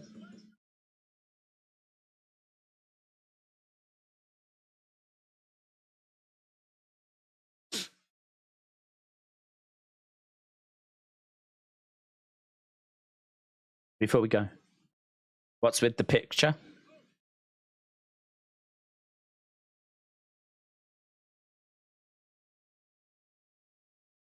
I got another picture of me, you, and Bad News. Which of your houses do you want me to send it to?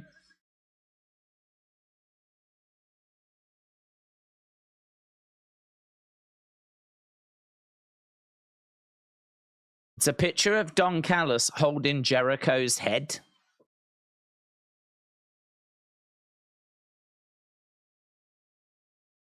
It's a weird picture, isn't it? You effed up, Chance.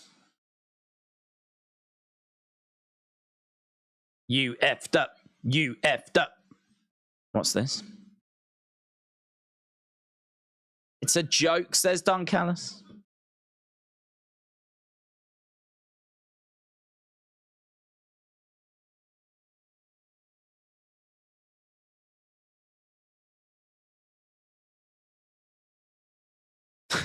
What is this segment, man? What is this? Don Callis is saying, look, that this is all a joke.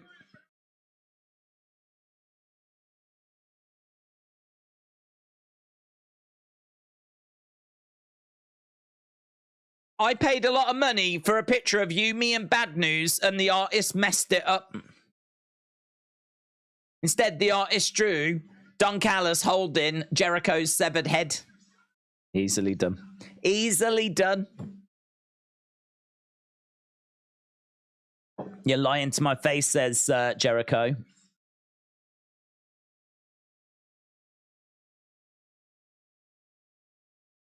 You scumbag lowlife.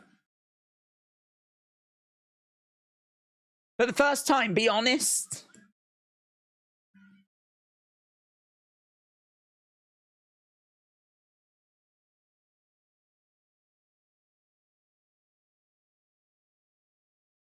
I didn't think you would say yes to me.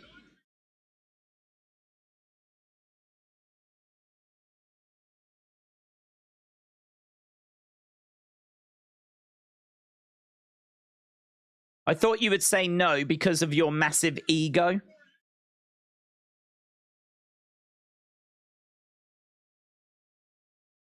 Why would you even bring that out? What for, said Gerald.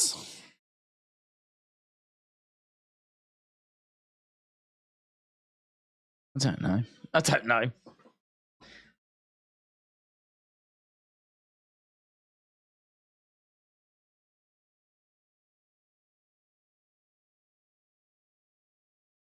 Well, this isn't going well, is it? I love Jericho for 25 years. What has he turned into, says Heather.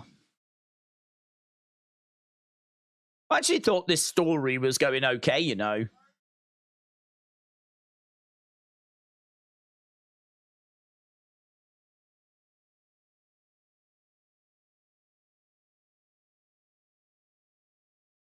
Who the hell is Don Callis? 3 years ago, you weren't even in the wrestling business. And no one cared. Callis is about to get a scar on the other side, said Zoom Station.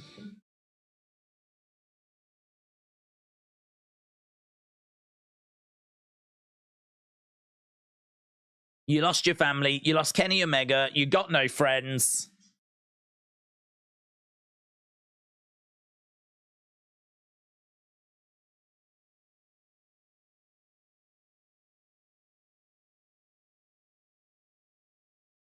You're a lowlife. You're a worm. You're a piece of trash. Don slaps Jericho. These two are pretty good. Not too. I mean, about a minute ago, about 2 minutes ago. Jericho has got Don Callis. Someone's coming in. Takeshita with a chair. The picture goes down.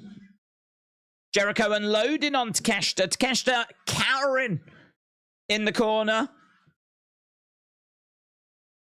Will Ospreay in the ring.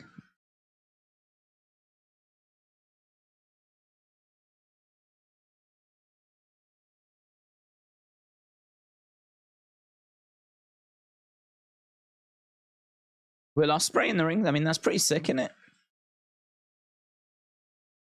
Chair shot there by Will Ospreay.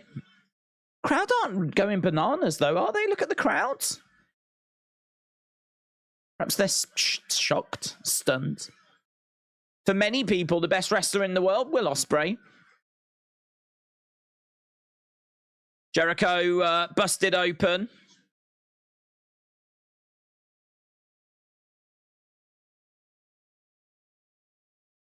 It's easy to say "told you so" when it's already spoiled. I knew it. Ospreay is a hired gun. The picture is going to go over Jericho's head. Boom! Jericho manages to get his arm up, but there's blood pouring down his face. Ospreay versus Jericho for All In, said Christopher. Who's coming to make the save? Sammy Guevara. Sammy Chance. So, I don't know. Could it be Takeshita and Ospreay versus Jericho and Sammy?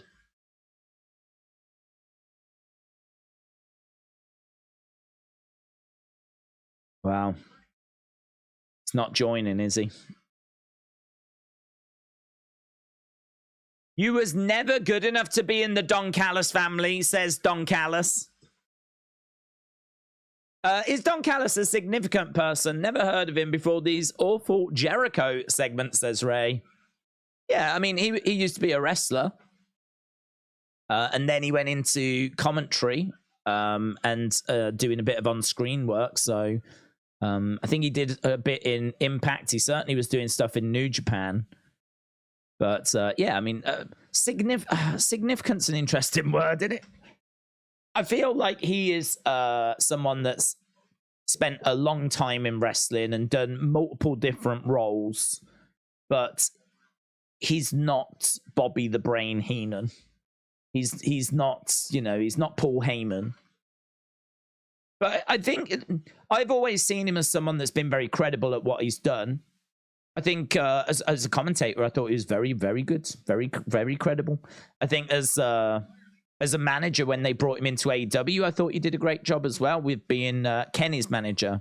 That felt like what Kenny had been missing to me. So even though he might not be, Bobby Heenan or a Jimmy Hart or a Jim Cornette or, someone on that level, he is still, he still brings credibility with him.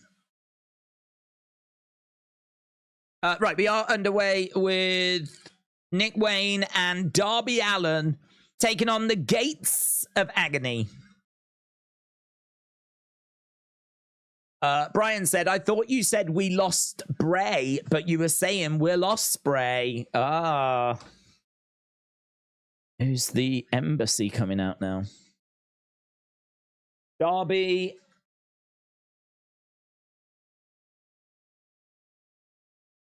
Gates of Agony.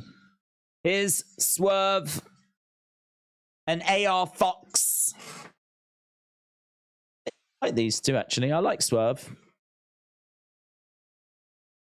Prince Nana. What's his name? I love Sammy saving a helpless Jericho. For me, the end goal of the story should be to kickstart a Sammy push. That should be where they are coming out of this. Someone benefiting, says LS Dub. That was a dad joke, says Billy. Oats.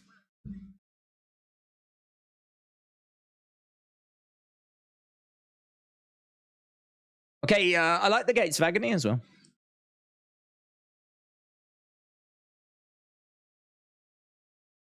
Imagine if Roman had got them in the bloodline. Oh my God. Imagine the Gates of Agony with Roman. Imagine Gates of Agony against Usos. Oh my God. You want to talk about some serious fantasy booking? That would be some serious fantasy booking. Usos against Gates of Agony. This show has been terrible, says Corey. Did the match start? Just literally as you said that. Still to come tonight, we've got the Texas Chainsaw Massacre death match. We've also got Bunny against Britt Baker. We've also got the Acclaimed in action. We've also got the Guns and the Young Bucks. Elite. The elite.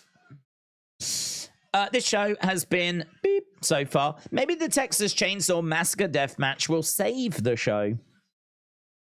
Coach Co said, when he declared bankruptcy, I let him stay with me for a month. Oh, that's moody, man. That is moody. I am very sorry to hear that. That's something that I could imagine would be very difficult news to process. Just when you think you know someone as well.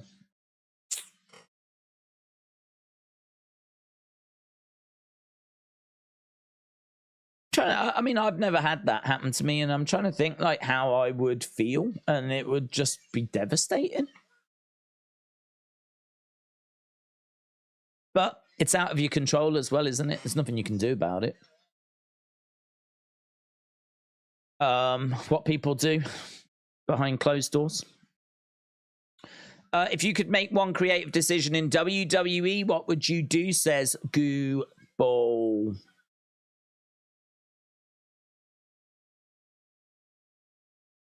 Well, I mean, I would want something that you could go back to. I would want something, you know, you could easily say, oh, book this because I think it'd be cool.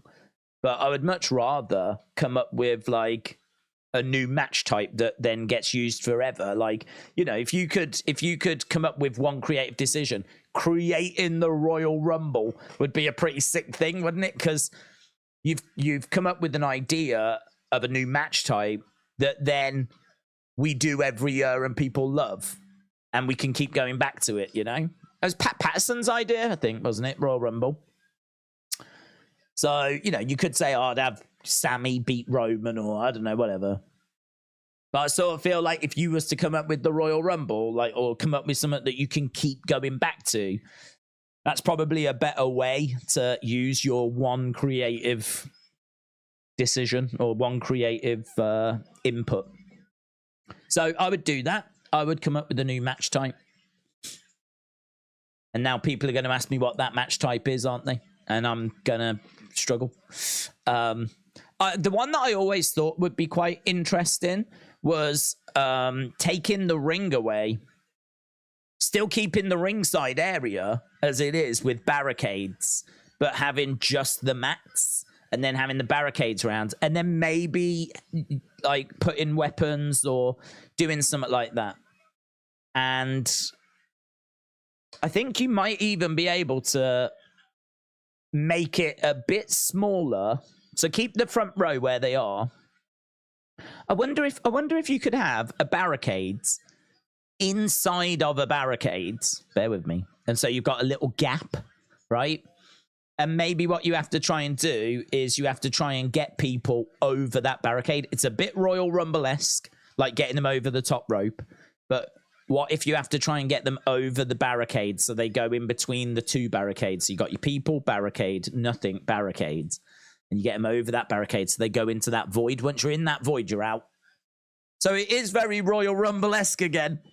But taking the ring away, using like the barricades. People in the front row are right up close to the action. You might run the risk of a bit of health and safety if like someone's leg goes smacking some kid in the face. But I've always liked the idea of like the ringside area taking the ring away and seeing what you've got then and seeing what you could do with that space.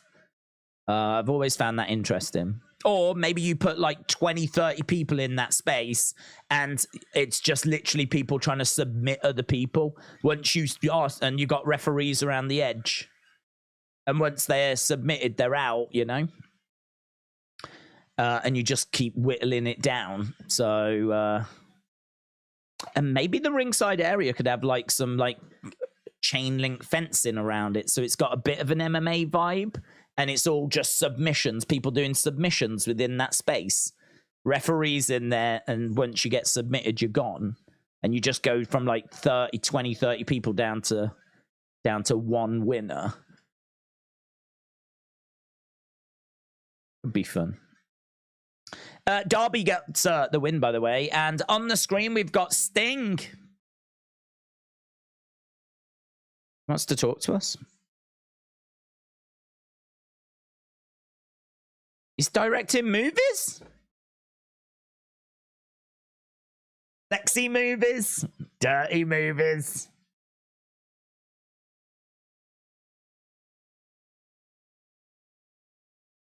You need to have eyes in the back of your head. Why?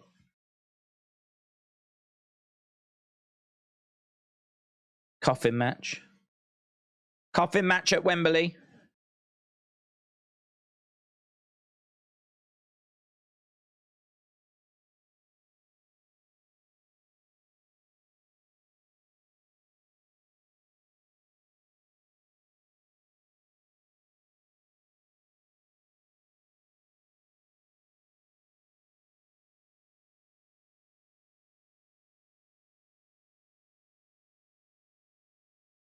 His Joker Sting, there's no way.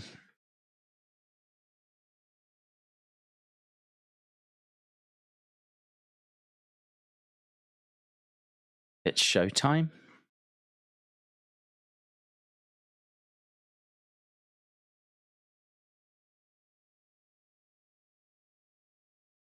Well, I must admit, I like this version of Sting.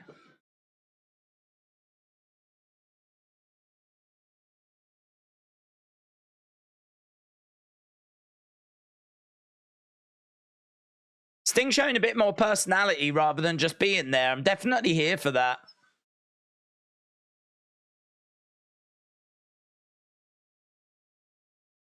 He says, Darby, come on back. I need someone to talk to. Yeah, I don't mind Sting going, showing a bit more personality. So it's going to be Darby and Sting against Swerve and AR Fox in a coffin match. Must be a big coffin or two coffins.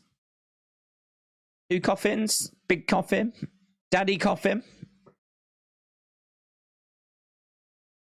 I love Joker Sting. He's awesome, says Gooball. A slightly tamer version of Joker Sting, says Jim. Here's MJF outside of a steakhouse. Here's Adam Cole, baby.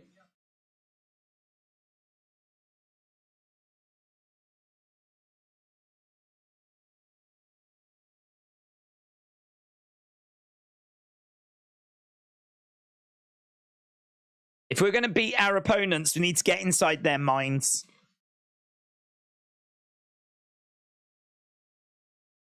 Outback.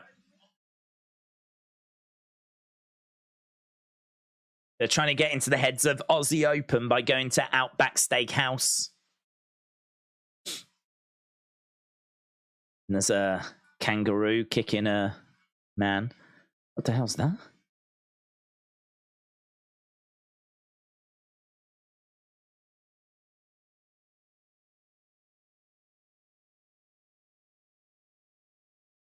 That's the best food I've ever had in my life.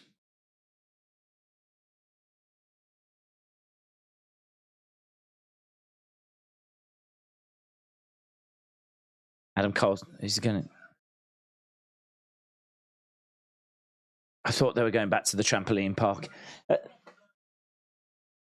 Crocodile Dundee 1 and 2. They're going to watch that.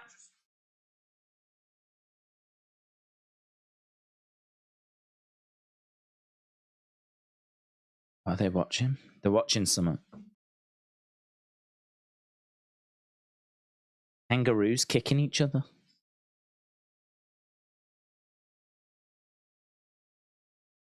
That's how we beat Aussie Open.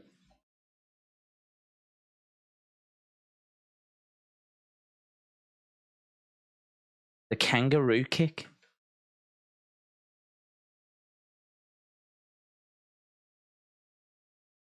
He's going to employ a kangaroo kick. I don't mind this.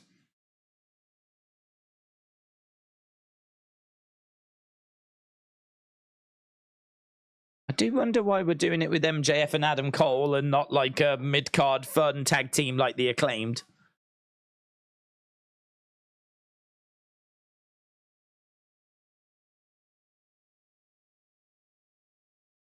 What are we doing now? They're all dressed up. What is this?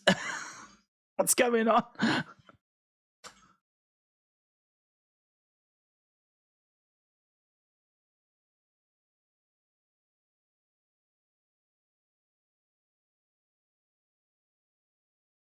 Double clothesline. Kangaroo Jack was a good film, said Christopher. I still hate the world champ being in the buy-in, said Gerald.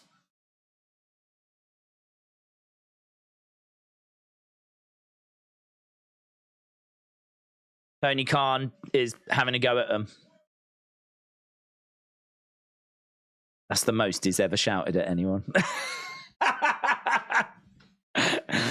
I bet once that scene was over, he went up and he went, oh my God, I'm so sorry. I am so sorry. I did not mean any of that. They're like, we know. It was just for the show. It's fine. I don't know where it came from. I just don't even know where it came from.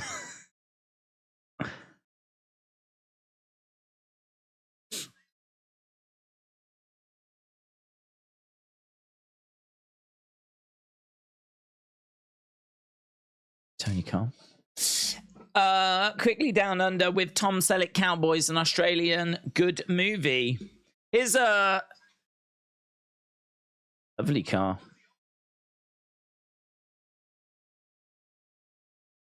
Lovely car. MJF and Adam Cole.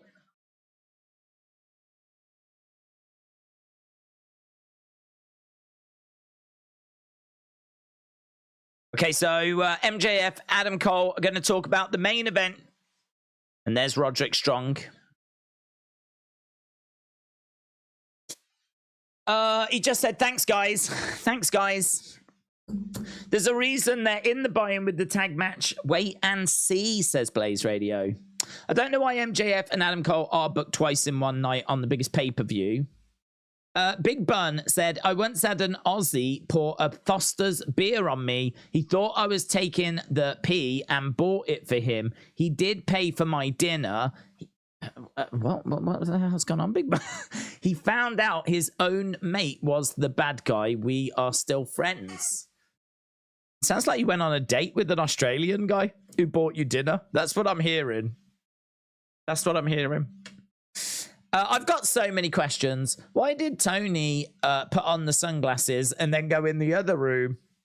It's a good question, Gabriel. It's a good question. Sports entertainment. I thought WWE only did that. That sounds like an Aussie. Can I get an Aussie, Aussie, Aussie? Oi, oi, oi. That was the most vocal Tony Khan has been in a while, said A.B. Jobson. When does the Texas Massacre match? Is it main event? We know that coming up next is going to be MJF and Adam Cole, baby. So that's going to eat up the first part of it. I don't know if that Texas Chainsaw Massacre match is off location. If it's off location, then I don't think it'll be the main event. I'd imagine they'll want to end the night on something in the arena. If it's in the arena and it's a death match, but it's just, you know, named after the game, keep saying the film, then it could be the main event. Yeah, could be the main event. What else did they announce? Is there anything else that could rival it? So, I mean, I suppose the Guns and the Young Bucks could rival it. We've already had Orange Cassidy, Wheeler Yuta. We know we've got MJF Adam Cole next. We've had Kenny Omega. We've had Chris Jericho. I don't think they're going to main event with Bunny and Britt Baker. We've had Darby Allin, Nick Wayne. We've had that. So really, we're looking at Guns, Young Bucks, Texas Chainsaw Massacre match, Bunny, Britt Baker. Guns and Young Bucks could, we could do the Texas Chainsaw thing and then do the Bucks as the main event. Either way, it's all in the next hour. What are your thoughts that they are building these two more towards the pre-show match than their main event match, said AB? I think that... I think that there will be something that happens in that first match that will make the main event match spicier. I think that there'll be an MJF turn in that first match. So I think what they're doing is they're really dialing into the friendship, the strategy, the game plan, the togetherness, all of that stuff to build to that first pre-show match. And then I think something goes on in that match where, MJF attacks Adam Cole from behind, and it's going to really add spice to the main event match. So I think what they're doing is they're really building up this friendship. They're then going to do a swerve on the buy-in. What does this mean for the main event? Oh my God, don't miss it. Blah, blah, blah, blah, blah.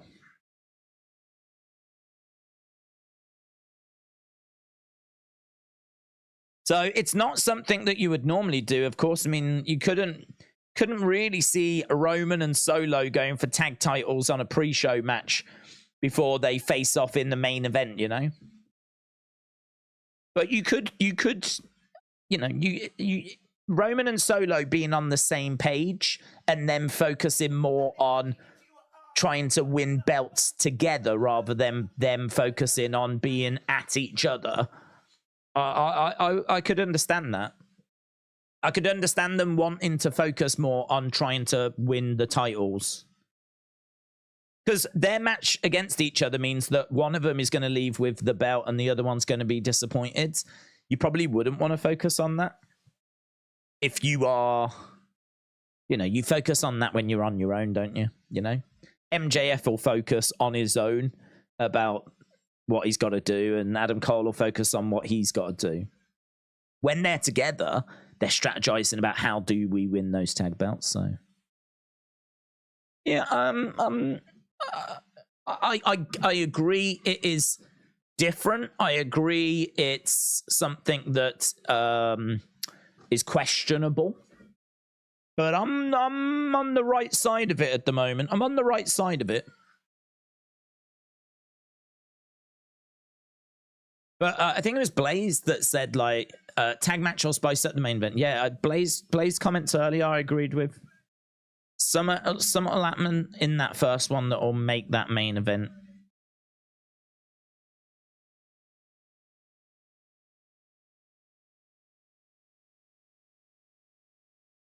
Right, they're talking about All In.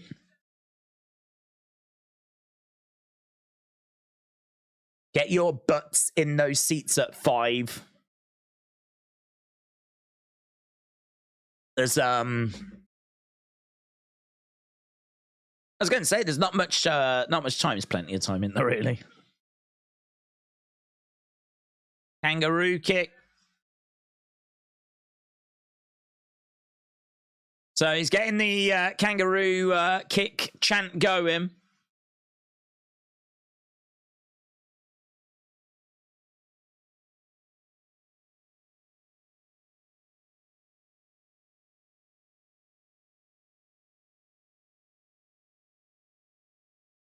Double clothesline.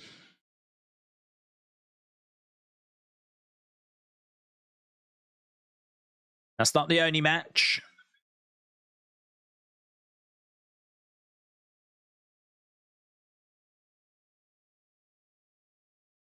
Main event, Adam Cole, MJF, World Championship. This is going to be the most important match of my entire career, says Adam Cole.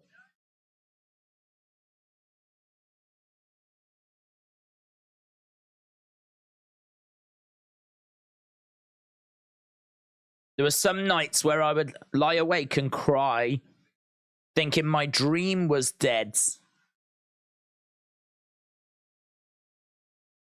This is right that they're focusing on Adam Cole and what he's been through.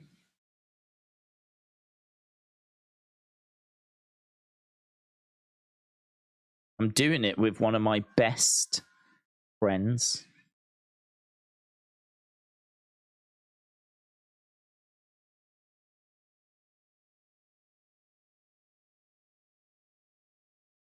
Why has he become his best friend? I feel like he's become his best friend very quickly. How long does it take someone to be a best friend? This is one of my best friends. Quite easy to please Adam Cole, isn't he?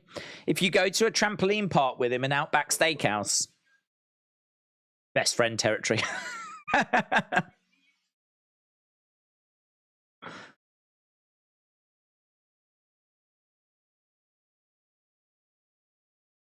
Out of love?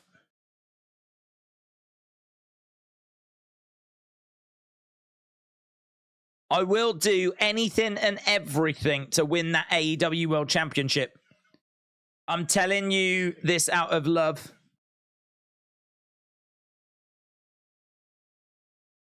Yours is a great story, but too bad mine's better.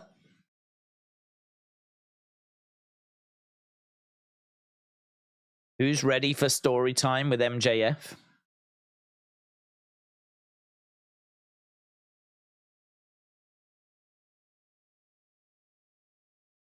This is the truth. Listen to this.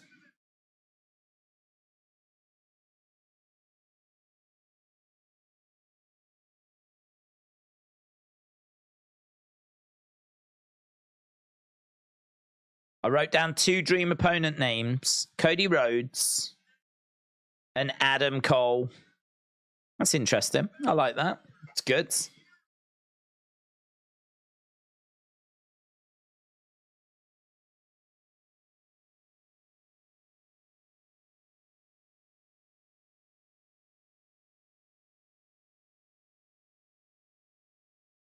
He said in 1 year he drove 90,000 miles on his truck trying to make it in this business.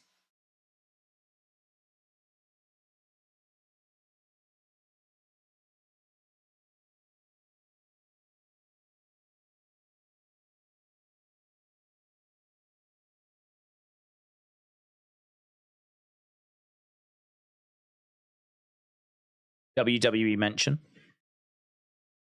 And then he talks about All In. This is a good segment. Good segment. I like what Adam Cole said. I'm enjoying what MJF is saying.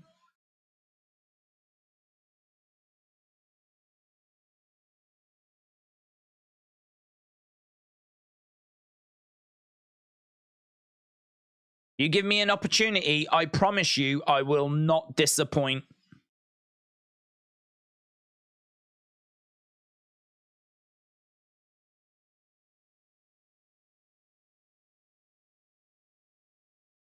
Got a response from Cody. Kid, you are all in.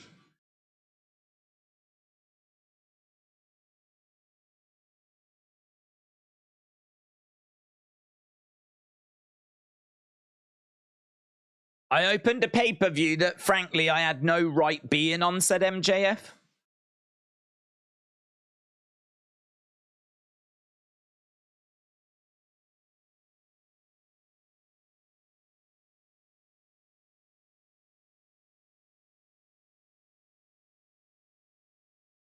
So, yeah, that led to him being signed by AEW.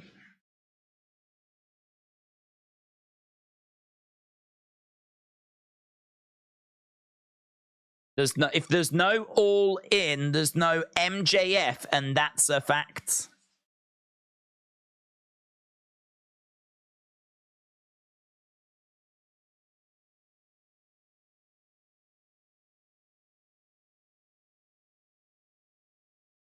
I grew up in front of your eyes. The devil you know or the devil you don't, said not JPEG.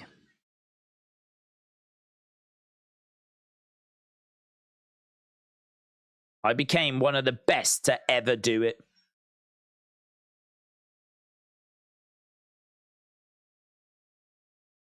It's all good. Really good promo. Really enjoying it. Really good segment. Best part of the show.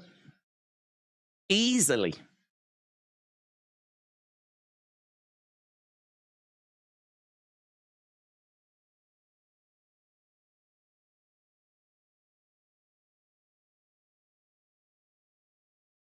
It'll be in front of the... Not true. Not true.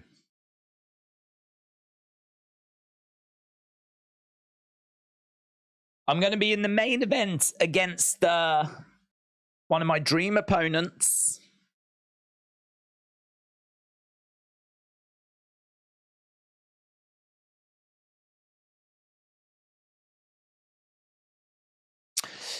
MJF honestly needs to cut more promos like this. No shock factor, just great stories, says Gerald. I agree.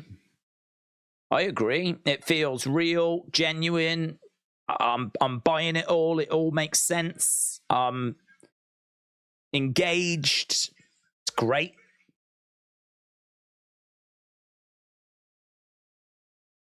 This is not just a title. Triple B chance.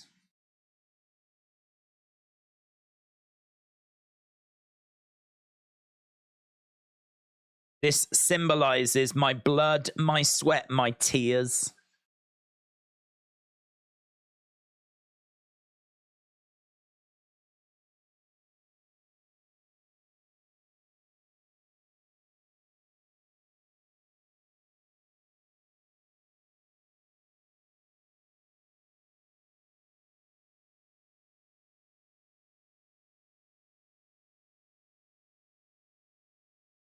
If you think just because I'm your bud, I'm going to lay down.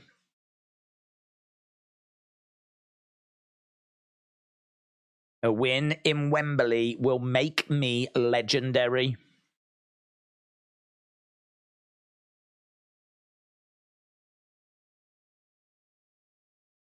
No one is on the level of the devil.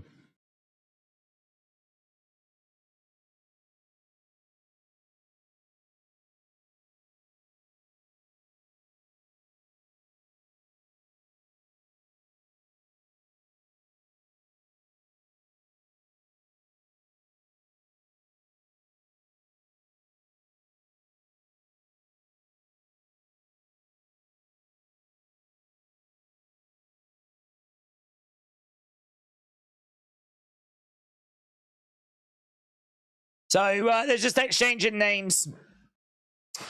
Don't get me wrong, MJF can be a good babyface, but I think he's better as a heel, said Travis. It's a face promo. It's weird to watch MJF being so sincere.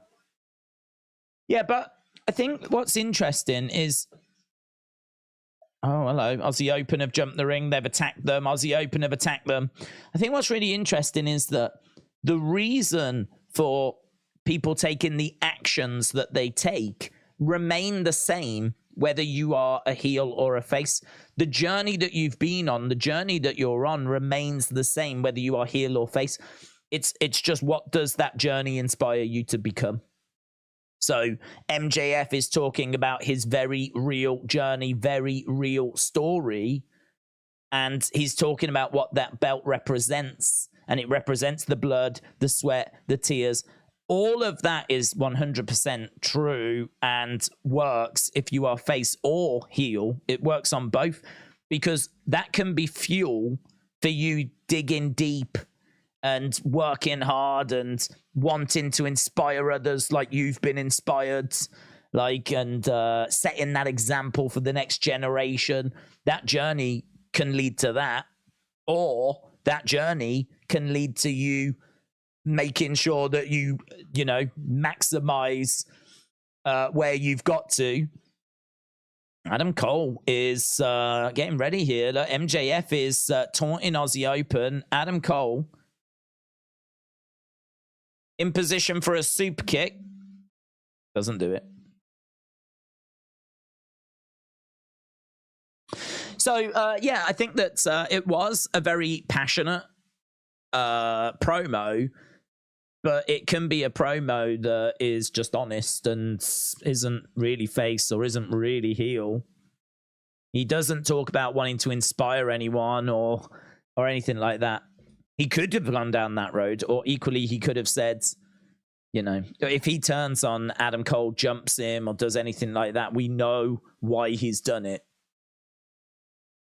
He's done it because this journey has been hard and he is not willing to give that belt up at any cost.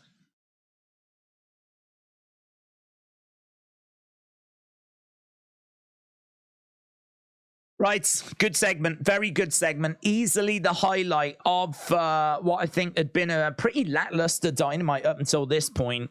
But I thought that was done very well. MJF can talk. That is not news. We know this. I don't know if he writes his promos. I don't know if he works with someone on his promos, but he always, I tell you what he does that a lot of people don't do. He always brings a lot of substance. There's always a lot of, he's got naturally great delivery, but he works hard on actually having things to say. He doesn't just come out and say, at Wembley, I'm going to beat you, blah, blah, blah, blah, blah. You know, he is always talking about things that happened in the past or moments that people maybe struggled in or moments he struggled in or moments where he shone or, you know, I mean, there he spoke about All In and he spoke about the fact that there was two names that he wanted to face and one of those was Adam Cole and the other one was Cody. And, you know, he's always giving you something of, well, not always, but like in his promos at some point, he'll give you something of substance. Sometimes he can talk a bit too long, maybe, but I don't think what we just saw there was an example of that. Here's Jericho. I'm one of the greatest of all time. Jericho Ospreay, All In. Jericho Ospreay.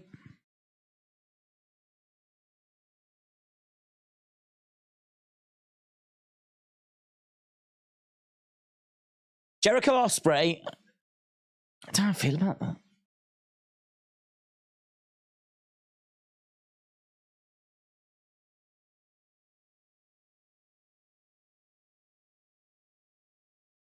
I mean, Ospreay should be on that card because we're in Wembley. Is Jericho the right person, though?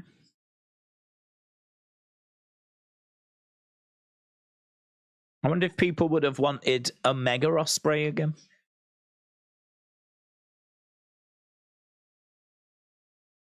Looks like we're going to do the match now, the Texas Death Match.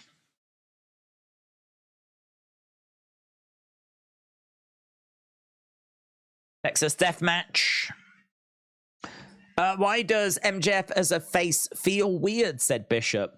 Oh, well, that's because, like, you know that he's spent so long talking about how much he hates the fans and how, like, you know, the below him and all this kind of stuff. So him, and you know that he is someone that doesn't have a lot of friends. You know that he's someone that's very much just out for himself. So him being like nice, you're really just waiting for that turn. That's really cool face paint, by the way. Amazing face paint on Jeff. That'll make a sick figure, won't it? Love that face paint. That's got to be some of his best face paint he's had in a long time.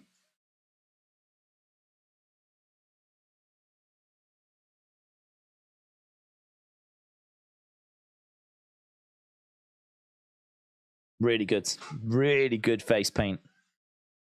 Yeah, I think it's because he is just such a heel and he's been a heel for so long. You just sort of don't quite buy his friendship. You're always waiting for him to turn on Adam Cole.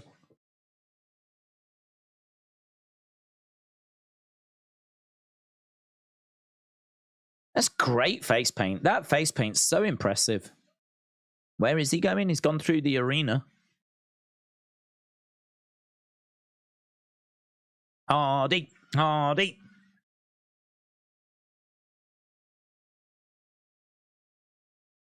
There's a load of weapons on a... What is that? Load of weapons on a wall. We're Jeff Jarrett has started to attack Jeff Hardy. What is that wall of weapons? What are they even hitting each other with? Is that a stick? Antlers? I don't know what's going on. We're actually in a backstage area at the moment. Karen Jarrett just tried to wallop Jeff with something. Jeff unloading here. Who the hell's that? Satnam. Satnam, yeah. Some big giant person just grabbed Jeff Hardy. Satnam Singh. Now a chair shot coming in. We've got lots of people getting involved here. Ethan Page and Matt. There's Matt. Satnam gets pushed into some... I mean, I suppose we had to know there was going to be lots of other people getting involved here, but...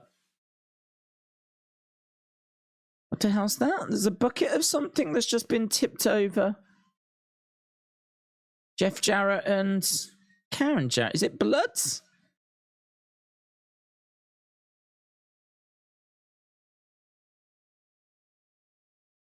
Satnam gets pushed. Gets... You've just got Jeff Jarrett and Karen Jarrett just walking around going, oh my God! Ah!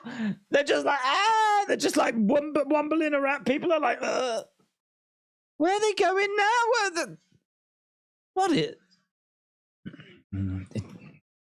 What is this? What, they've wandered off and we've gone down a corridor that's got a red light on it.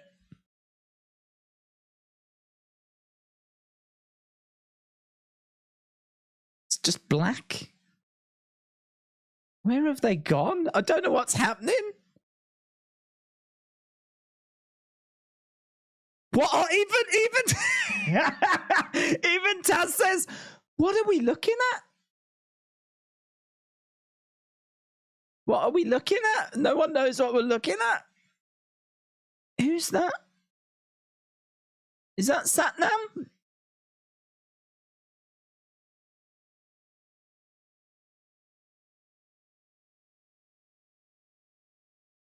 Right, now they're brawling. Okay, is that Jay Lethal? Yeah, it's Jay Lethal. We're fighting in a like a red light, but it's not a bright red light. Now it's a bright red light.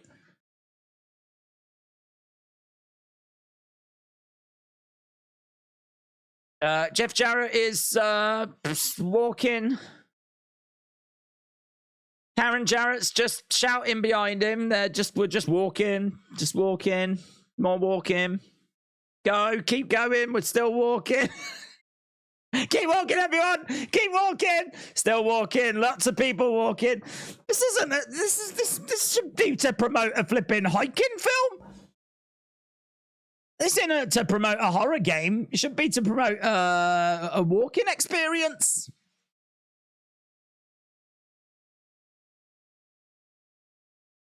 Sanjay, the door opened. There was a bright white light.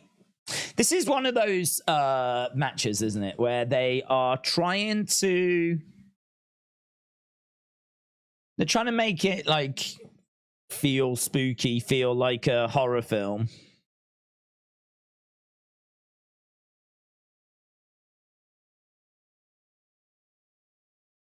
This is not a criticism of AEW, but this is a criticism of these kinds of situations where they try to put the cart before the horse.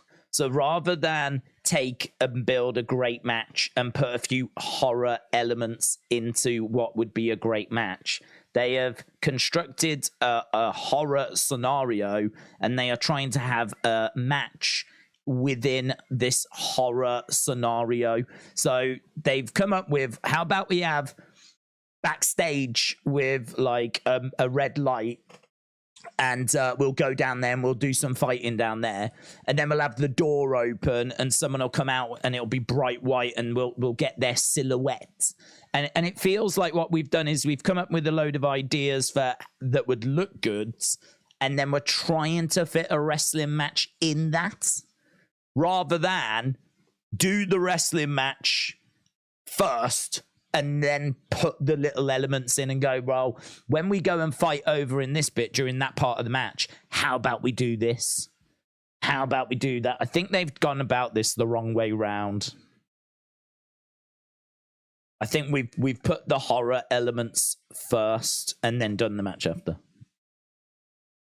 We've managed to find our way to the entranceway. Sanjay Dutt is on his hands and knees. Karen Jarrett is just crying. We've got Jeff Jarrett being choked at the moment.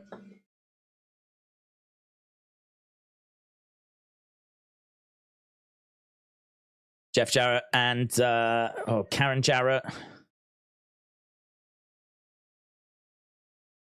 There's smoke coming from underneath the ring now. Smoke is billowing from underneath the ring.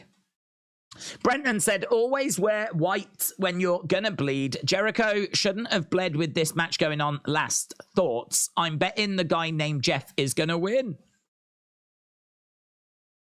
I honestly don't think it matters. I'm not really taking this match very seriously. I think where you've got a match and it's pretty brutal and you've got blood, and then later you've got a match that's pretty brutal and you've got blood, then you would look at it and say, oh, we probably didn't need to have blood in the first match because the brutality of that just made the second one feel less than. But this doesn't strike me as brutal. It just strikes me as a bit silly. And that blood is not blood coming from Jeff Jarrett because of the brutality, although some of it may be now. But it was tipped over his head out of a bucket. Jeff Jarrett. So we've got plenty of people in the ring. We still don't know why the smoke was coming from under the ring. We've got Swanton maybe as Jeff Jarrett is going up top. Hardy, Swanton lands on Jeff Jarrett, who goes through the table. Hardy chants. Jeff Jarrett rolled over 1, 2, and save is made. There's a toolbox in the ring, and toolbox is open. Backbreaker, that's nice. Ethan is in the ring. Ethan charging. Is that Jay Lethal that's just gone down? He gets picked up. Yeah. Oh, low blow. I think that's Sanjay Dutt, is it? Kick to the midsection by Hardy. Twist of fate on Jay Lethal. Sanjay. Table has just collapsed. Table was balancing on the middle rope. It's just gone down to the... Is someone going to pick that back up? I feel like that table was on the middle rope for a reason. Now it's gone down to the bottom turnbuckle. Hardy using the guitar, smashes it over Jeff Jarrett's head. That ladder looks like, that table looks like it's like really close to going to the bottom level. Now we've got a chainsaw noise.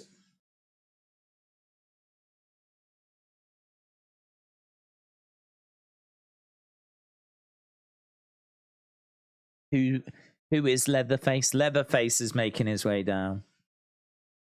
There's a fake chainsaw noise playing in the arena. Do you remember when the Mountie used to have the shock stick?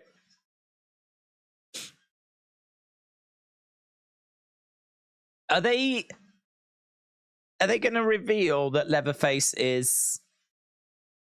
No, they're not, are they? Here's Satnam.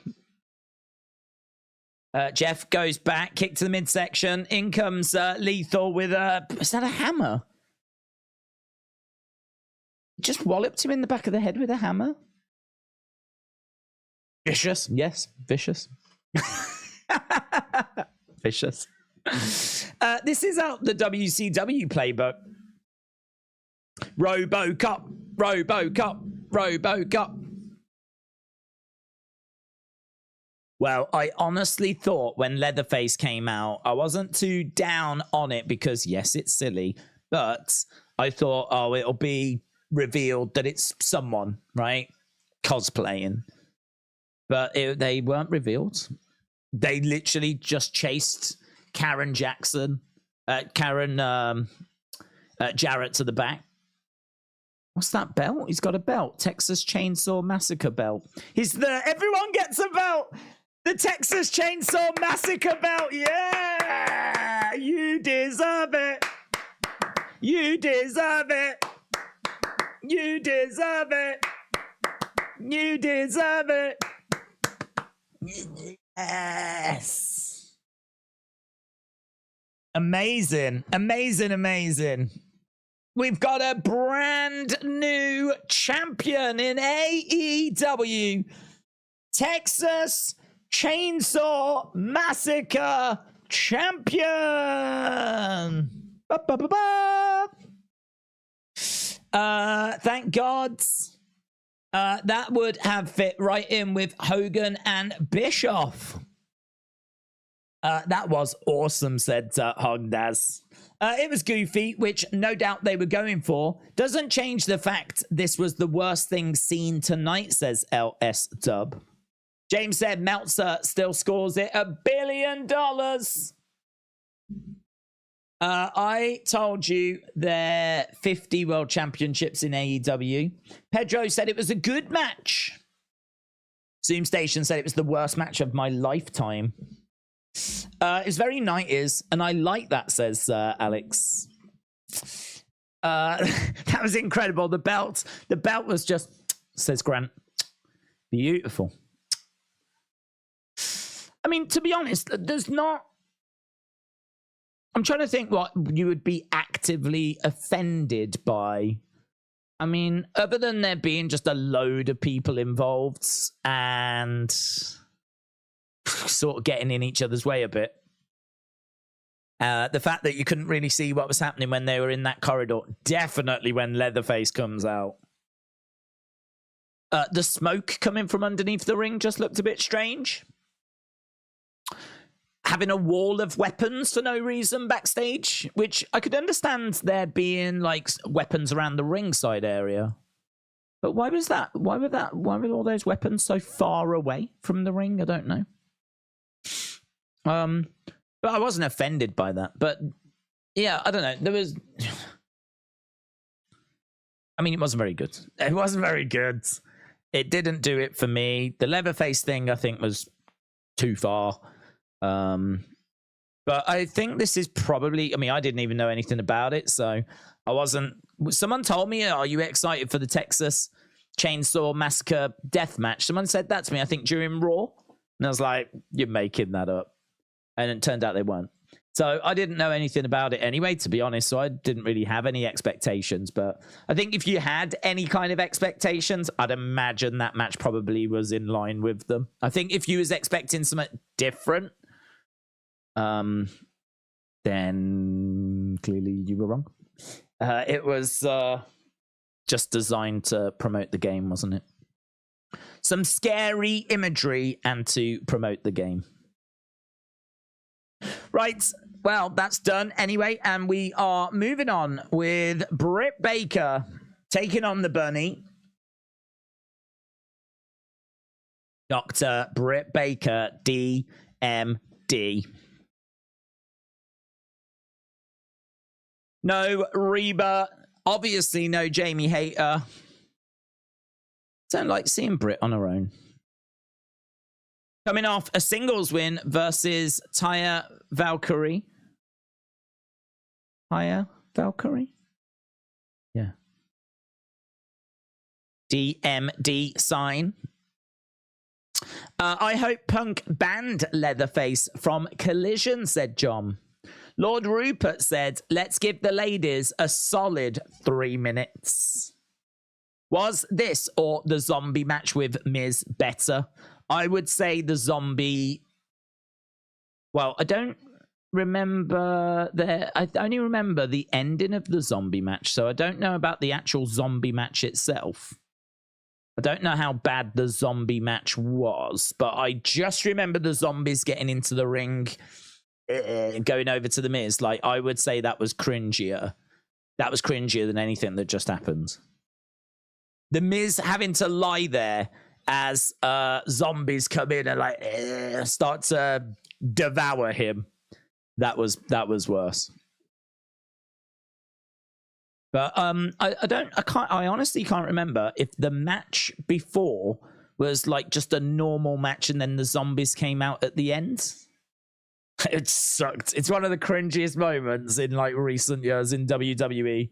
There will be no defense put forward by me in defense of that Miz match. Zero defense. I thought it was absolute cringe. Forearm strikes by Bunny. Right, we are underway. It could have been the worst match of all time. We've watched history, said Godfather's Ho. Is the Bunny head tilt a tribute to Michael Myers, said Defcon Eric. I don't know. She probably just spoke about it. I would think so. I would think if you call yourself the Bunny and you kind of wear like goth dark colors that you are playing it as being unhinged. Knee strike by the Bunny. Bunny then going after Britt. Britt with a forearm strike. Don't see much of the Bunny in all fairness. I think I'm right in saying she's an OG, isn't she? She's been around since the beginning. Didn't she even wrestle as Ali for a little bit and then became the Bunny? I don't think she was Bunny right from the start. Clothesline, down goes Britt. Penelope Ford's on the outside of the ring as well. What is the worst wrestling match of all time? I'm genuinely curious, said Alistair. The one that I always think of is Shamel in Impact or TNA. She had a match with someone who I believe was not really a wrestler, but was someone that's... I think, was she like a reality star or something? But I mean, even Queen Shamel's not really a wrestler. Doesn't really do much. So... really, that was a match between two non-wrestlers in a match that really... and they get properly lost during it as well. I don't know loads of TNA matches, but I know that that is infamous for being one of the absolute worst matches. If I put in Shamel TNA...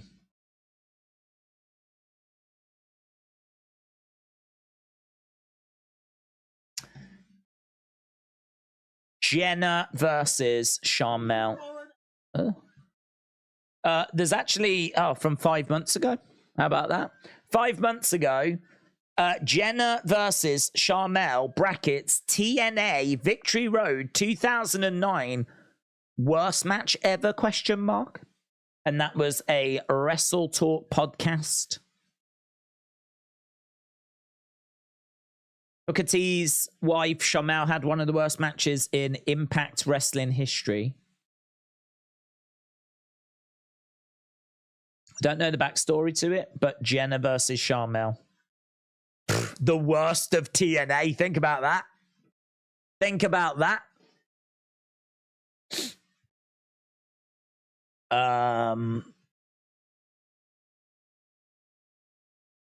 Oh my God, I am speechless. I am literally lost for words. I have just witnessed the absolute worst wrestling match I have ever seen in my life. This accounts for everything I have seen in WWE, WWF, Crockett's NWA, Turner's WCW, the original ECW, the AWA, Herb Abrams UWF, GWF, WOW, Glow, WCCW, Angelo Savoldi's ICW, Gordon Scazzari's AWF, every independent territory you can think of, even RD's blindfold kiss my foot match was better than this match. This week's match makes that look like Midnight Express Ric Flair. Wow. Just wow. If you have never seen it, please take my advice. Just read this introduction. Do not, and I repeat, do not, under any circumstance, hunt this down and attempt to watch it. The horror of this encounter is so far beyond anything you can imagine. It is frankly incredible.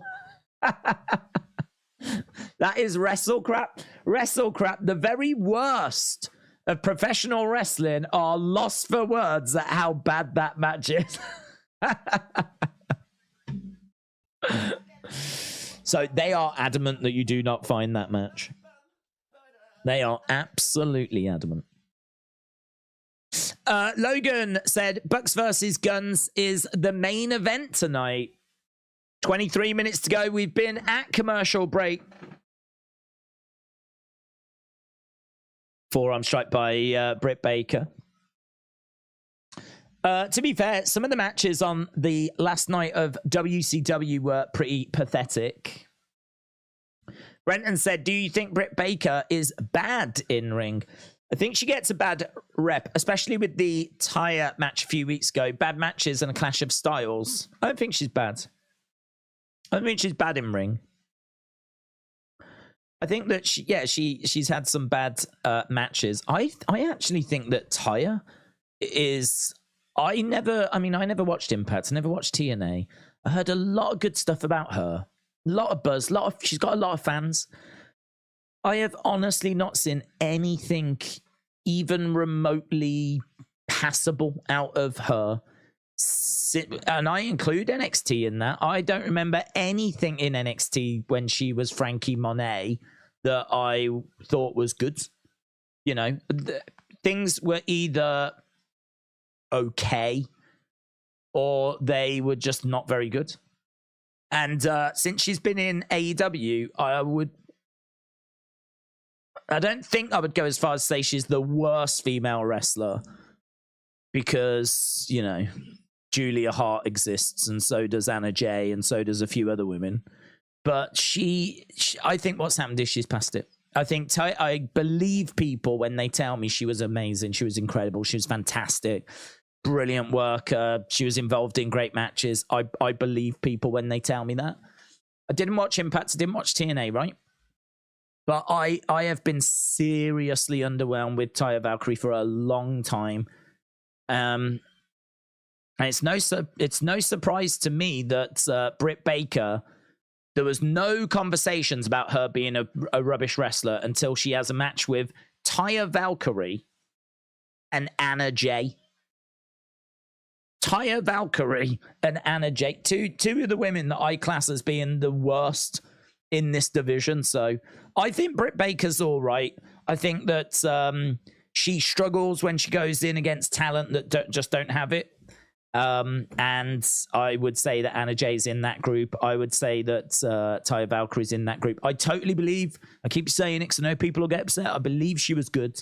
I think she's just past her prime now. I think what she's missing more than half a step. She's missing like 20 steps now. So yeah, I think that's I think she should be moved maybe more to a training role. And I don't know what you do with Anna Jay. I really don't. I mean, she's still young, so she might get there. But I haven't seen anything out of her that's ever impressed me. Right there, good win there for Britt Baker. So Brenton, no, I wouldn't say that Britt was bad in ring. I think she just needs the right dance partners. Her match with Thunder Rosa, I mean, that thing's regarded as one of the best female matches of this generation, isn't it? That match where she has a fight with Thunder in, I want to say, Daly's place. I mean, that's so highly regarded. And you didn't hear any of this when she was champ or anything, that, you know, she was a bad wrestler. She was Britt Baker, D.M.D. There was the rubbish match that she had with Big Swole, that kind of dent in the dentistry. So there was that. But I mean, that was an off-site cinematic match, you know. That was something that was done at a very weird time for wrestling, a very specific time for wrestling. And it's even hard to class that as a match. But it's one of those, and once you get a reputation, it's really hard to shake it off. Really hard to shake it off.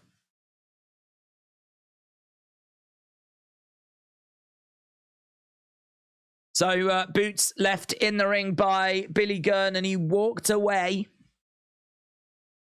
That was 4 weeks ago. Here's the Acclaimed.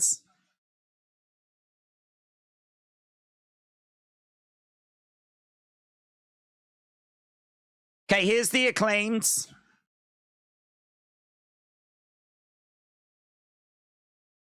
Yo. And they've still got his boots.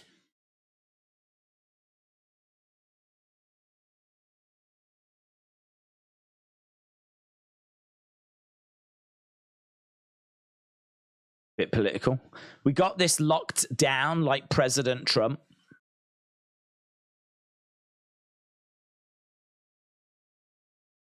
You look like some big hairy penises. Bit dangerous getting into politics, isn't it? You're gonna split the crowds.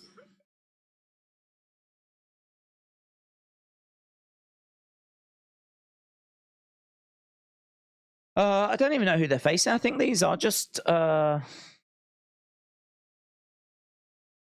penises. Is that how you spell it? I don't know. Peni? Peni. Peni. Right, lights are out. What's going on? What's this? Are we going back to the Texas Chainsaw Massacre match again? Oh, House of Black. Probably should have known. Right, House of Black. Hobnob.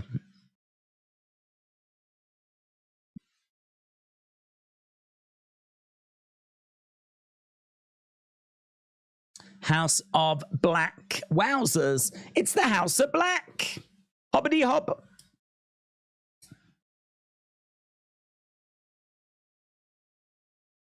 He looks good. I like Brody King looks good. Buddy Ripley. Got a chain. Boom. Smashes him with chain. They're not going to be able to compete here. Does this mean that the hairy penises are going to win?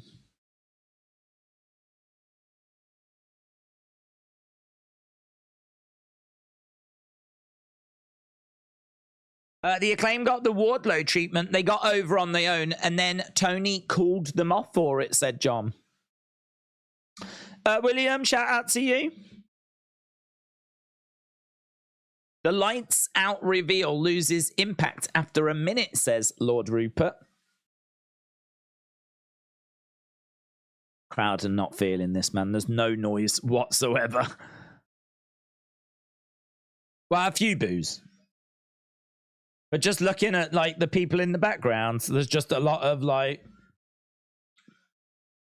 standing around. We got blood! It's sort of unusual to see the Acclaimed bleeding. Oh, that was a nasty curb.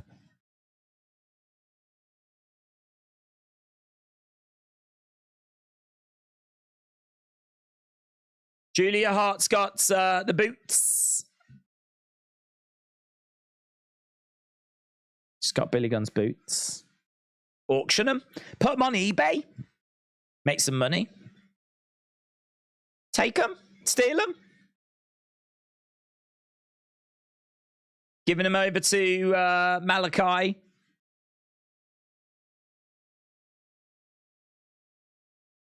Smile on the face of Malachi. He knows. You'll get 800 quid. Maybe $1,000, but I reckon about 800 quid. I mean, they've been seen on Dynamite as well, so you're gonna have Billy Gunn fans, you're gonna have Acclaim fans, you're gonna have AEW fans. You know, and there's a little bit, you know, maybe not the biggest bit of wrestling history, but there's a bit of wrestling history there. I reckon they go for about $1,000. Get them on. I'll have them. If not, everyone's just passing them around. If they don't know what to do with them, I'll have them. I think you got the Acclaimed opponents wrong. No, that's what the Acclaimed said they were called. First they steal Andrade's mask and now Billy's boots. Oh my God, they're building a wrestler. They are slowly building a wrestler. What they need is Angel Garza's rip-off trousers. So they've got boots. They could have some trousers. They've got a mask. They need someone's top, don't they? They need someone's like tricky. They're building a wrestler. That's what they're doing. Either that or they've got a flipping eBay shop. And they're just churning out merch, which I respect, man. I'm definitely here for that. I wonder how many people watched last night's NXT on their phone in the crowds. Oh, yeah, there was a guy that did that, wasn't there? I wonder how many people do that, though. It's in all seriousness. I wonder how many people during Collision watch SummerSlam. Or, you know, watch, like, whenever they go up against, like, I think, aren't they going up against NXT show soon, Collision? NXT No Mercy is on Saturday, I think. Not this Saturday. But I'm sure that's coming up soon. I'm sure that'll be at the same time as Collision, so... I wouldn't blame them, though, to be honest. I wouldn't blame them. I know that's something that, like, people on Twitter like to have a bit of fun with, but... If you're a wrestling fan and you're at AEW, I could understand you watching the action. And if it's like something that's not super engrossing, you probably would think to yourself, what's happening with NXT? You wonder how NXT's going. You've got your phone. And you might just want to have a little... I ain't got a problem with that. Trying to fit everyone on the show, but he gives MJF and Cole 2 matches. Right, here we go then. 12 minutes left to go. Time for the Guns against the Young Bucks. There's no need to be down. I said, Young Bucks, get yourself off the ground. I like the Guns. It's a good entrance. You could just see Matt Jackson just standing, waiting in the background there to deliver that super kick. It wasn't a botch, but you could just see them getting ready in the background. Right, I think we are struggling a little bit for time. And so, no time for entrances. Instead, Young Bucks attacking the Guns as we enter the final 10 minutes of this week's show. Bit of a wild show tonight, said Big Time Baxter. Feels a bit all over the place, but that's not always a bad thing. Chris said, are the Guns officially in Bullet Club? I don't know. I hope they are. I think them being with Switchblade and Juice Robinson, I think that's an amazing group. Brilliant group. Do both parties ever get to walk to the ring uninterrupted? Yes.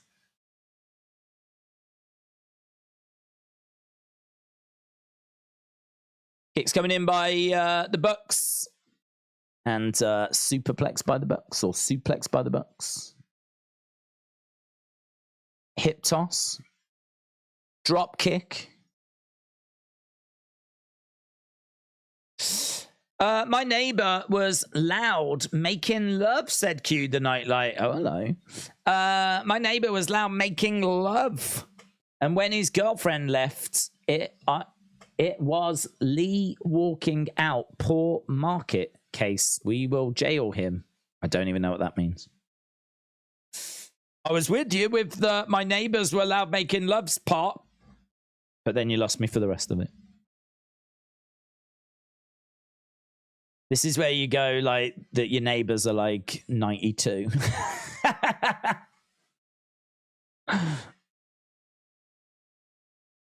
I live, my neighbors are old people's home. Hey, listen, those old people, they get frisky. Right, Young Bucks, FTR, 1 week from Sunday, live on pay-per-view. We'll be doing the watch-along for that. I don't know how many people are going to join us, to be honest, because I think a good chunk of our community is going. I know loads of people that are going to that show, so it might just be me and our American and Canadian friends. Matt Jackson going face first into the corner. Big Time said, do you think there'll be a lot of intrigue from casuals coming out of All In? Got to imagine the Fallout does 1 or 1.2. Yeah. I would imagine that it will have. I mean, yeah, it'd be disappointing if you do a 80,000 show at Wembley, and you know that imagery is going to be all over social media, and I'm sure that they'll have a surprise up their sleeve. With something that will, I mean, that's got to be one of your primary focuses, hasn't it? One of your primary focuses, yes, to entertain those fans, but to also get people to tune into Dynamite and Collision, like get people to tune into those shows. Dynamite's the one you think would benefit more. Thing with Collision is that that's going to go up against, wow, to be honest, you've got to build. I mean, clearly something's going to happen at All In to set up All Out, because they're only 1 week apart, aren't they? They're only 1 week apart. So something's going to have to go down at All In that then sets up All Out. And so those shows in the middle are going to be, it's going to be very interesting to see what happens with the ratings. Oh, it'll be very interesting. Imagine if they struggle. Just having a look, seeing what we've got here. What we have got is All In. Oh, is that right? So I think it's All In on the Sunday. Then on the following Saturday is Payback. And then on the Sunday, the next day is All Out. So you've actually got a big WWE pay-per-view in that week, which is sure to hurt the Collision number. Sure to hurt the Collision number. So that's interesting, isn't it? So coming out of Wembley, I think, yeah, you'll see a bump for the Dynamite, but the Collision has got to go up against Payback. How is that going to affect things? Very interesting.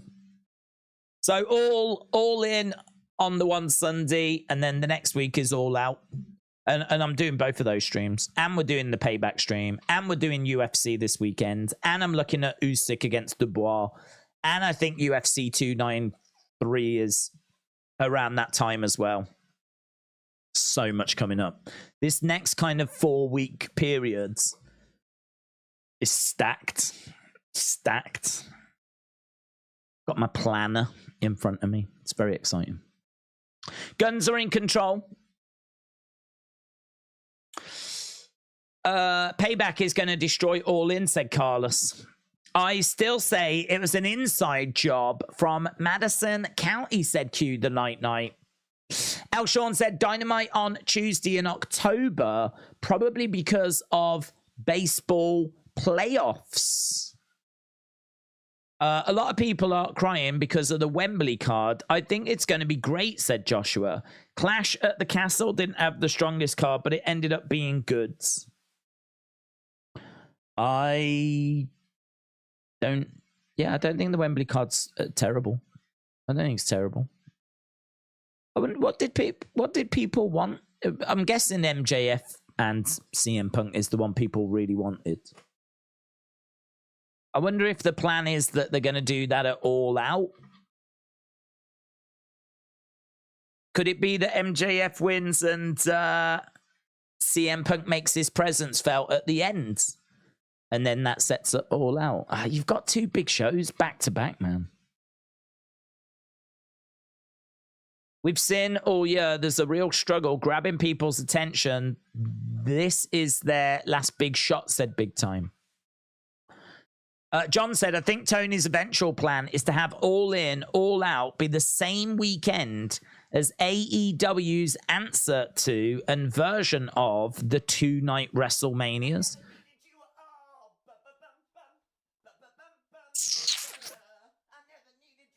I don't know how I feel about that. I really like the thought, but is it confusing?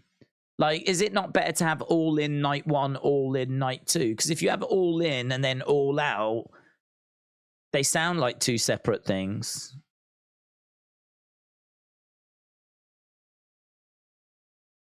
All In on the Saturday, All Out, and we go All In on the Saturday and we go All Out on the Sunday. I mean, I do like it. I'm just wondering from a casual point of view, like, would you confuse people? Oh, you're watching All In. What would you say you're watching? Are you watching All In, All Out? Would you have to say both? Are you tuning in to the show this weekend? What is it? All In, All Out. All In, All Out. Yeah, All In's on the Saturday, All Out on the Sunday. You know, like if you're tuning into WrestleMania, when is it? Saturday, Sunday. WrestleMania on both days. Yeah. But what would you say for that other one? Like, are you tuning into... Well, you'd just have to say the AEW show, wouldn't you? I don't think you'd say to your friend, are you tuning into All In, All Out? All In, All Out? What? I don't know. I'm really torn on that because I like it. I really like we go All In on the Saturday, we go All Out on the Sunday. I really like that. But I just can't quite get it in my head to work like... Just... It's weird, isn't it? It's weird. It's just weird. I'm finding it weird. Sounds like a good night in Brighton, says Billy. Let's go. Logan said, do you think they're doing Survivor Series War Games? Not in AEW, no. At Survivor Series this year? They could do. It really depends if they deemed it a success last year. I mean, they've got, obviously, the numbers. I would imagine that it did well because the Bloodline worked together. And I think that was quite a big match, wasn't it? And we had Sammy turning on Kevin and the low blow and all of that. So, I mean, I'm not the biggest fan of War Games matches, which I think is very well documented. I think the matches themselves can be fine, can be good. But I just don't like the fact that you have to wait half an hour before the match officially starts. I sort of think, like, have the match start at the beginning, and if someone gets eliminated or pinned, they get eliminated, and maybe treat it more as an elimination thing rather than the first person to pin or get submitted loses it for the whole team. Like, maybe if we had eliminations and we ended up with 5-on-3 and, you know what I mean, and whatever, then maybe that would be a better way to go about it. So I've just got a bit of a problem with the actual way they execute the match itself. So I'd be over the moon. I'd be perfectly fine if they didn't do it this year, but I don't know. I think last year probably went all right, and I'd imagine they will do it again. Right, we've got Bullet Club Gold in the ring. Juice Robinson, Switchblade, the Guns. I think the Bucks were victorious, but they don't look victorious. Someone gonna help them? Man and Kenny. So Elite versus Bullet Club Gold. Bucks are down. How long have we got? Oh, it's time. It's time, baby. The card's not the problem, but the build has been horrible outside of that feud, said Gerald.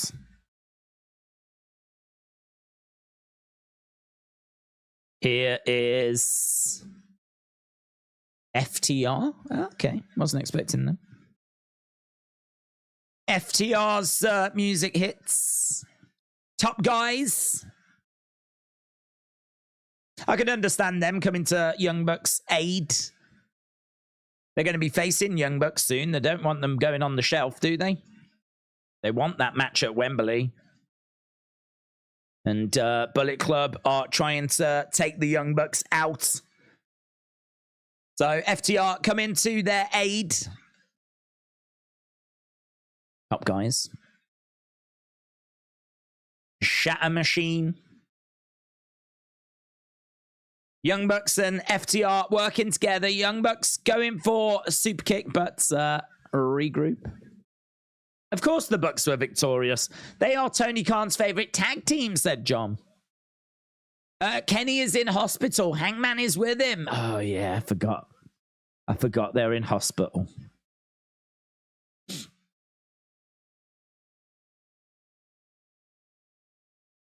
FTR, FTR.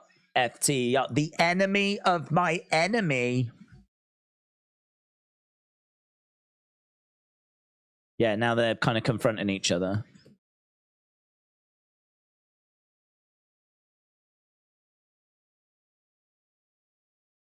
Well, there we go. That was this week's Dynamite. Dynamite, baby. Dynamite. That was this week's Dynamite. Greatest tag team of all time. Just stop, said Zoom Station. The booking committee have put themselves over again, said Travis. Omega is probably on vacation, says Carlos. Days, I just bought all 3 pay-per-views, All In, All Out, and Impact versus New Japan, the Multiverse. Ooh, I haven't even heard of that, though. Mr. Dow Jr. said 6. Travis said -5. Aaron says good night. Good night. Good night, Aaron. Richard said no Punk. Ha ha ha. Lol. Will Adam Cole betray MJF? I'm thinking the other way, but he may do. I agree with Blaze. Something is going to happen in the first match that is going to pay off in the later match. Kenny Omega Ospreay 3, said wrestling guy.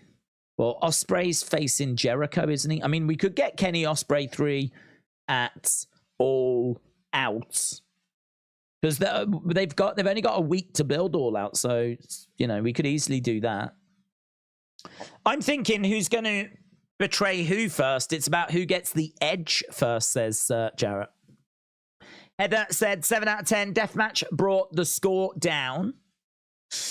Big Time said All In, All Out, Double or Nothing. The poker chip pay-per-view names sound wild. William, shout out to you, dude. Hope you had a good evening.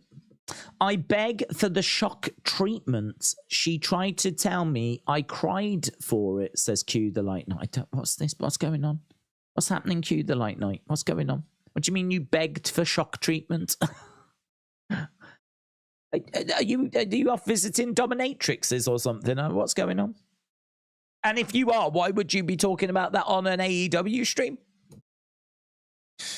Jarrett said 7. Shaquem said 5. Infinity TV said, I'm fed up with this chat. If this was an episode of NXT, Raw, or SmackDown, we would be giving it 6s and 7s. But because it's AEW, it doesn't mean that you have to hate on it. Not JPEG said 7. Shaquem 5. John said, the guy with the chainsaw tonight, taking on Doink the Clown, taking on Gobbledygooker, probably would be the worst match of all time. But I will give a solid 5.7 to the show, says Gooball. Big Time said MJF got a kangaroo kick over with the crowd. What can't this man do? A.B. Jobson said, who wrote the show? Arquette getting revenge. Billy said 6. Keelan said that was a good show. I think Ospreay Omega 3 will happen at Wrestle Kingdom. Oh, I'm so happy that Naito won. So happy that Naito won. I don't keep up with New Japan. I'm not even going to pretend that I do. But I really, really, really have got a real appreciation for Naito.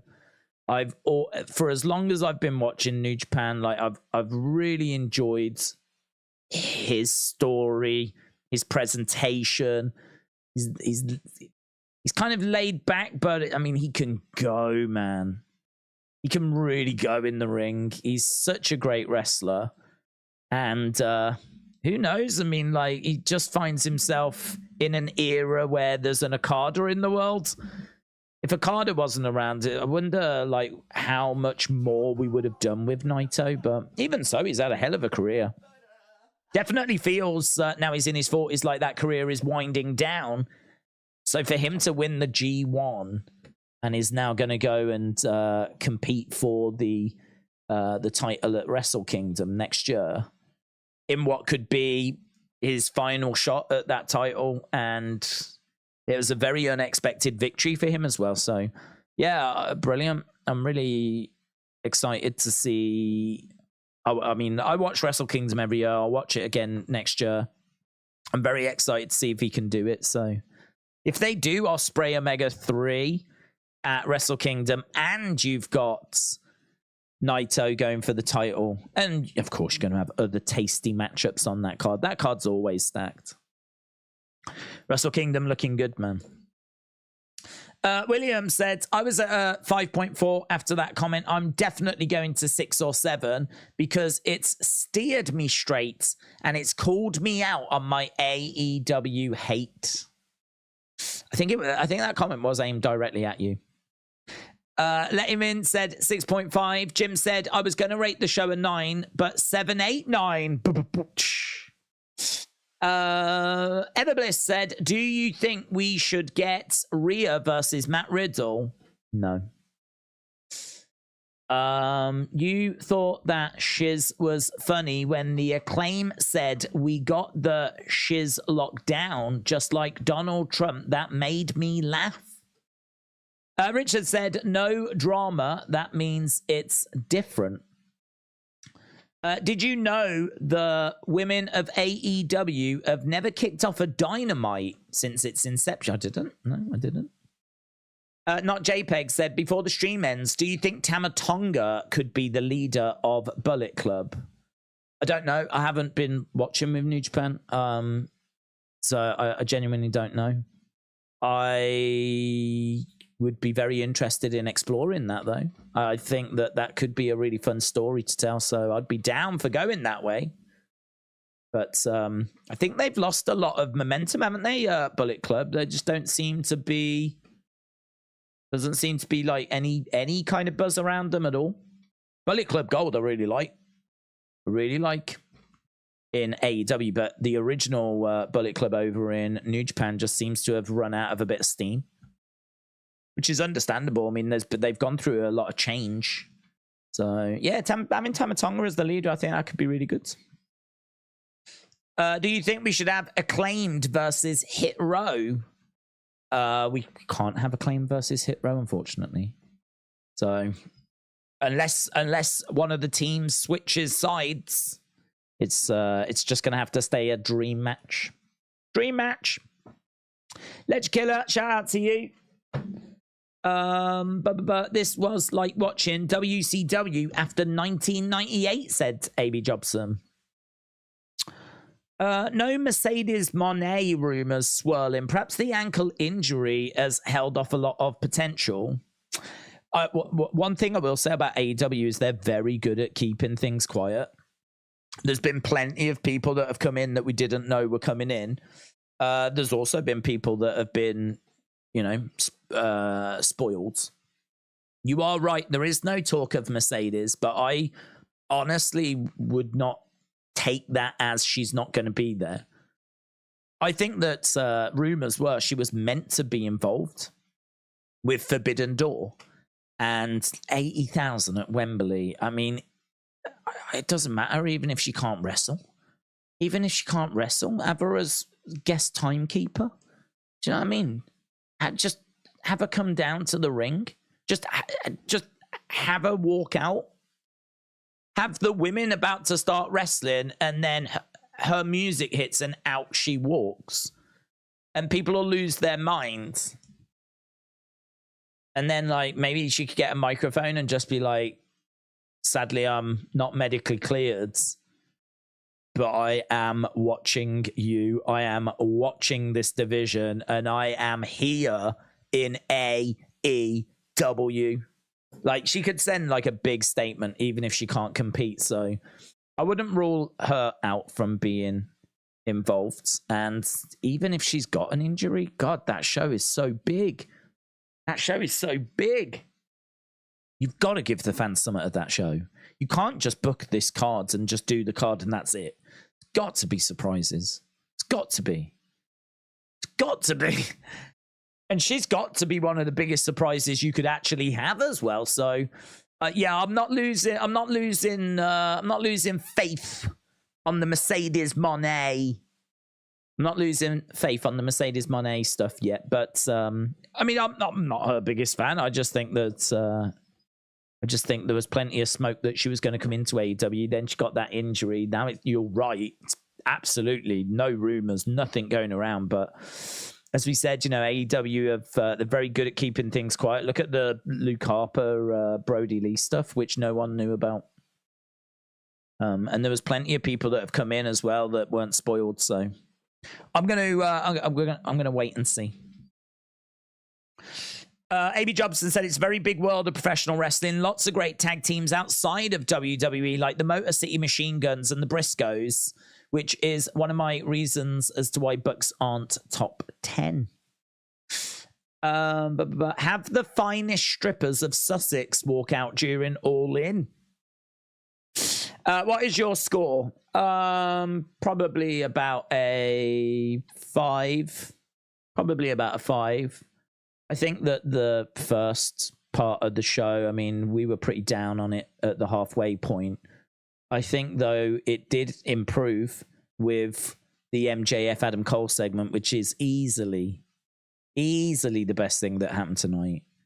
And then we obviously took a step backwards with the Texas Chainsaw Massacre match. And I can't really say anything moved my score. I mean, Britt against the Bunny was okay. It went the way we knew it was going to go. Guns against the Bucks was okay. There wasn't really much to the match. It was more a case of doing the beatdown and having FTR come out after. But I think everyone, well, maybe not, but I think a lot of people would agree that this is not the strongest episode of Dynamite. And actually, we're coming off the back of another not very strong episode of Dynamite last week. The 200th episode of Dynamite was really good. Really good. And then last week we saw a decline, and I think we've sort of stayed in that little dip. So I don't know. Hopefully we can pick it back up next week as we build towards Wembley and, you know, build towards what's coming up. But I mean, the Jericho picture moment was just weird, wasn't it? It was just weird.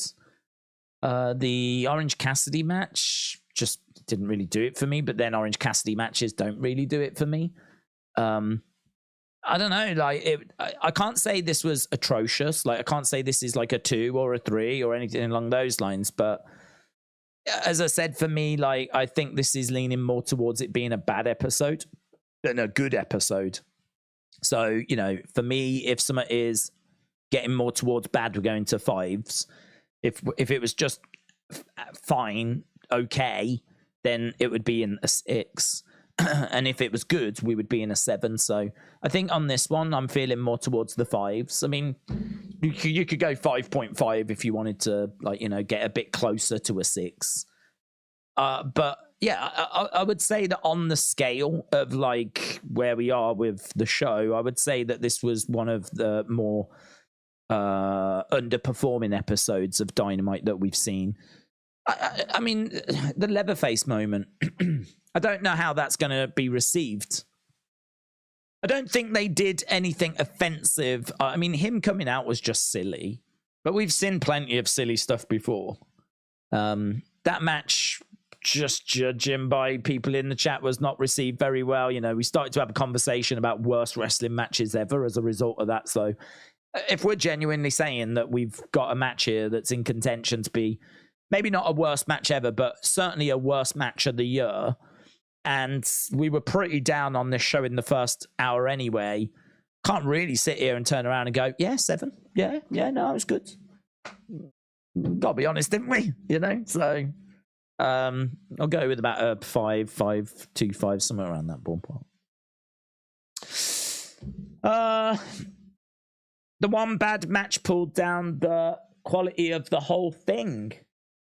I just don't think there was anything that was grabbing me anyway. The Orange Cassidy thing didn't grab me. The Britt Baker match didn't grab me. The Young Bucks thing didn't grab me. They weren't stinking the place out, but they were just there. They were just there. I mean, I could understand people that really got something from those, being really excited by those, having a higher score. And if you did, brilliant. Cool. I'm genuinely pleased that you enjoyed, like you thought it was really good. But I just think that for me, I could have skipped him. I didn't need him in my life. There was nothing there that I would say grabbed my attention, and so it was just middle of the park stuff. It's all like the bland middle of the park. And the MJF thing's the only thing that really moved my dial towards it being good. The rest of it is just... I mean, the Kenny Omega interview, which was just so, I don't know, it was so monotone. And then the attack and JR just like... and the Massacre match where even Taz is like, what are we looking at? Because it was pitch black and you couldn't really make stuff out. I don't know. I just think this is a bit of an underperforming episode compared to certainly that one from a few weeks ago that was so good. So good. So we'll see what they offer up next week as we continue to build to AEW All In and All Out. Right, we're done. Appreciate the support. We are back on Friday with SmackDown, and of course we're back on Saturday with UFC. Then next week we've got obviously Raw, NXT. Is it the Go Home? It might be the Go Home Dynamite next week. So we might have a Go Home Dynamite, and then SmackDown, and of course we're building towards that big London show, which, as they said tonight, is what, 9 days, 11 days, really not far now. Not far till we get to that show. So very, very exciting. So appreciate people joining us and sharing their thoughts. As we've said before, just share your honest thoughts. That's all we ask for, your honest opinion. And so it seems like we've got a mixture of people that enjoyed it and people that felt a little underwhelmed. Logan, let's finish with Logan's because I didn't read Logan's score. Logan says this was a 6. So there we go. 6 from Logan. Awesome, guys. Thanks a lot for watching. I'll see you again next time. Bye for now.